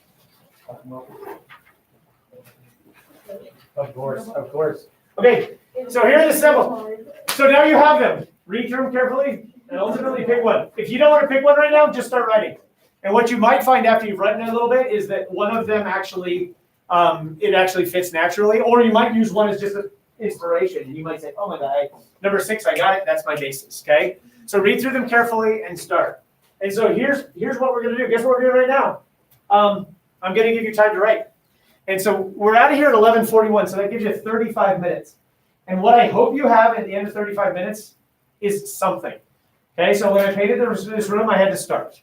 So at one point, you just have to have a beginning. So if you have a beginning today, then you have something to go with. Okay, so for now, don't worry about your format. Just choose what prompt or don't, and trust yourself and just start writing. Okay, and if you don't like to write, well, it's okay. And if you're awesome at writing, hey, it's okay. But bottom line is just throw words on a paper and try to dig in. If you're totally stumped, go back to some of the models we read. I don't know, just try to investigate this. And then your homework is real simple. Continue to work on this personal statement essay. On Friday, we'll have a remote lesson. At 7:30, it will post. And it'll be due at 11:30. And I can already tell you what it's going to be. It's going to be a quick video of me. And on the video, I'm going to say something. I'm going to say this or that. And I just want you to just have, it's a little advice for during the writing process, okay? It'll be a quick lesson associated with the essay. It will not be any work for you to do, but you'll need to watch the video and there'll be like maybe a question about the video or something at the end. But it's just me giving you a little bit of advice about where we are in the process. And your rough draft needs to be between 450 and 650 words, and it's due the next time we meet as a class. So for you guys, that's actually, let's see, let me think about this. Tuesday? Yeah, but the problem is on Monday, we're going to be doing something with it. Yeah, but it's Tuesday for you. It's the next time we meet as humans, okay? Because it's not really fair for, no, it has to be due on Monday because of the way the SAT works next week, and because that's how it deals with my silver class. So you have until next Monday to get 450 words down to 650 words, okay? Please let me know if you need help, because I actually get paid real American dollars to help you people. I get a paycheck on the 20th. That's on 5 days. In 5 days, I get a paycheck. And the paycheck is based 100% on me standing here trying to help students write. Okay? Does anybody have any questions? There's 12 people watching at home, I think. Welcome, guys. Okay, I'm going to shut up. Best thing I can do is give you the gift of time. Yeah. Yeah, if you want to put a little music in your ear, it's cool. If you want to, I don't know. Yeah, absolutely. Yeah, just make a document. I didn't put anything. There's nothing like. I was like, there's no. I didn't create an assignment for it. Okay. But I do believe this. Let's see. Yeah. Yes, absolutely. I don't actually know how that works now, but good luck. You go the right way in the halls, though. Can I go after? Yeah. I think maybe I'm only supposed to let one at a time. I don't even know. Did you hear that on announcements today? They said there's a rumor going around you can't use the bathroom. That's not true. It's just I think they have limited occupancy. Hello. So my mom wanted to talk to you. So you spoke to, so my mom did like. Right, let's figure it out right now. And then it was like, Well, one of them has no name, and so let's just figure out what's going on. yeah, and then what happened was you sent that like link to do it again, like the updated one, and it said I already submitted. Okay, let's start. So, maybe I wasn't sure. I'm sure this is why we're doing this. No worries. So late for play business areas. So you're in period. So I don't see you there. You might be down at the bottom.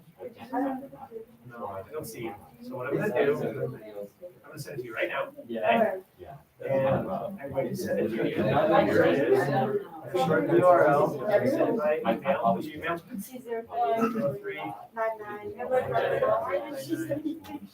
There you are, right there. There you go. And let's see if it happens, okay? Include the form of the email. Let's see what happens, okay? Let's give it a try. Okay, my mom already like knows all of it. Can I just sign off for her? Absolutely. Let's get it done. And then also, my mom. Your mom? Wondering Why is your about, mom? because she was looking at it and I like slipped Yeah, out. I know, I'm sorry. No, that's something. The introduction. Oh, yeah. Your introduction is it missing? It says that it was put in delete, and I know it in delete because I turned it in a Google Classroom, Oh, okay. but then it was like, it wouldn't submit, I turned it in. Okay. So let's go back. Let's go to, let me get my grades, which is right here.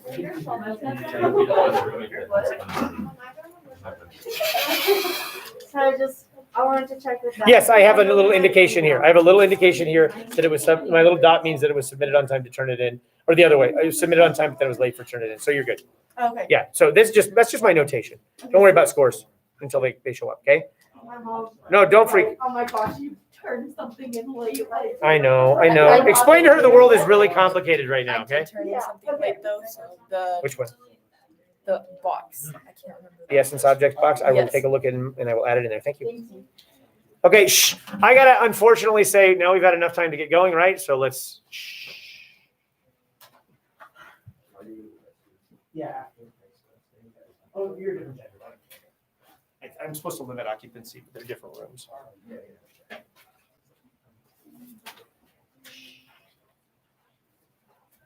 Read down question for you. So. Signature form, maybe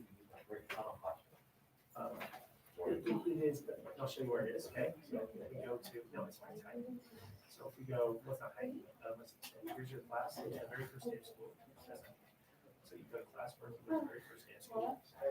This is day one class information. It's hiding in this slideshow. So in this slideshow, it's like right here under number 5, it says course objectives, it says here's the signature form. So go there and try it. Make sense? Same thing with the plagiarism. The plagiarism is, it's actually right here right now, just loading it up. So the plagiarism, let's just send that to you. Since there were 2 of them, because one of them didn't collect signatures, or didn't collect names, so I didn't ever fill that. So here it is. So I'll just send it to you right now. Let me make sure you can turn it.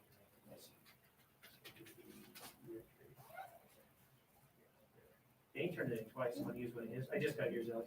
Okay, sweet. And then let's say form, send form. And then send it by email. What kind of name is that? Where's that from? Okay, there you go. It's like you show up in here. Thank you. Yep. Loose. That'll help.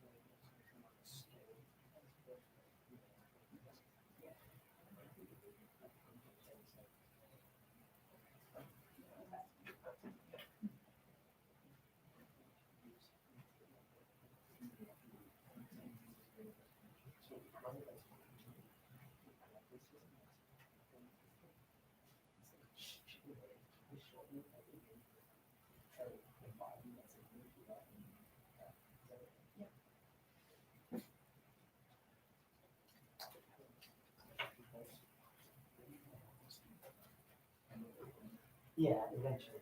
Yeah, Dave just asked about MLA format. Don't worry about that right now, but ultimately, yeah, we have to 12-point font it and, headers and all that stuff. But I'll give you that stuff next week. But thank you for asking.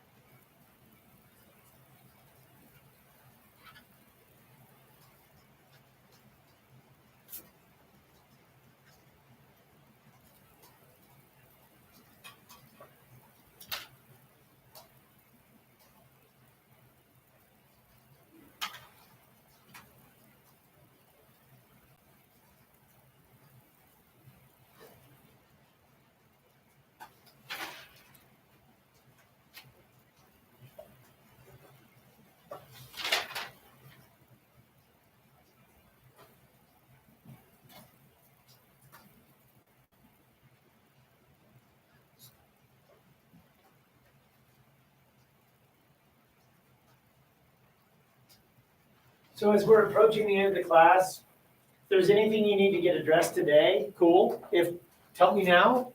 You can also talk to me on Friday when we do that little thing. But since your computer's open, do the checkout question right now. It should have popped open for you, I believe. Yeah. Do you guys get like a little notification when stuff is posted? Okay. So I don't really know what you get. I know I get a notification every single time anything posts and anybody turns anything in. You get about, I'm not kidding, about 85 an hour. So it's exhausting. Are you guys doing the little Corona Quest, the coronavirus thing, where you take pictures? You get all of those notifications too, every time someone takes a picture of their pet or whatever it is. You want to talk about the Corona Quest? School spirit, you pie Christy in the face if you win. Come on. You probably like it. So Friday, there'll be an assignment posted on Google Classroom. Just keep chipping away, and in 6 days, just try to have roughly 550 words. Try to shoot for the middle of that range. That'd be good. And then we'll do some more revising it next week. We'll also start our first art and architecture project, which will be a hoot. It'll be a hoot. You have an SAT next week. We'll do a little reminder about how to get all the points on the SAT. Answer every question. You cannot. Is that? And then technically there's supposed to be like questions, but like I didn't make them as questions. Is that- Yeah, but like, it's like,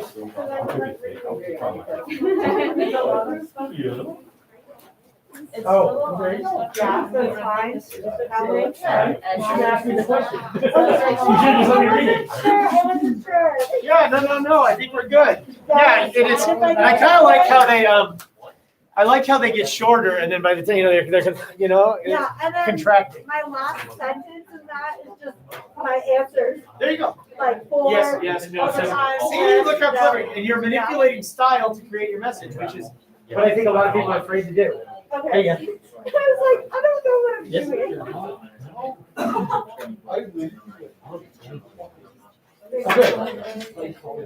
That's great because I think, like I said, I think sometimes the narrator is getting going. So the fact that you're going is awesome. Okay. Where are you ready?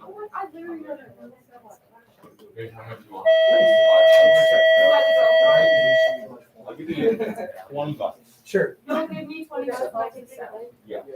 Bye. Have a nice day. Bye-bye. I mean, if you're paying me to take it, I'll take it. I have negative $4 in my bank. You mean like the hardware, like ripping it open and all that stuff? Yeah. It's guts? Yeah. Nice. So there's a story under this as well. It's not just the thing, it's what the thing means, right? Sweet. Nice. Well, very good. Okay, I got to spray. Do you have this hour off now? Yeah. Good for you. I got one more to go on the other side of the freaking school. So you're done for the day? I'm done for the day. You got a good hour off. That's good. Is that your water bottle? No. I hope Ellie will come back. Have a nice day, Caleb. Thanks for turning everything in. I know this is a crazy format, but you're staying on top of things, which is awesome. Are my annotations good? They are. They're super, super thorough. They're really thoughtful. And you're doing what I ask. Some people are just kind of summarizing in your annotation, but you're putting your brain into it. And bye, everybody. And putting some thought about trying to get to the craft or trying to get to the between the lines as opposed to on the lines. So we're good. Okay.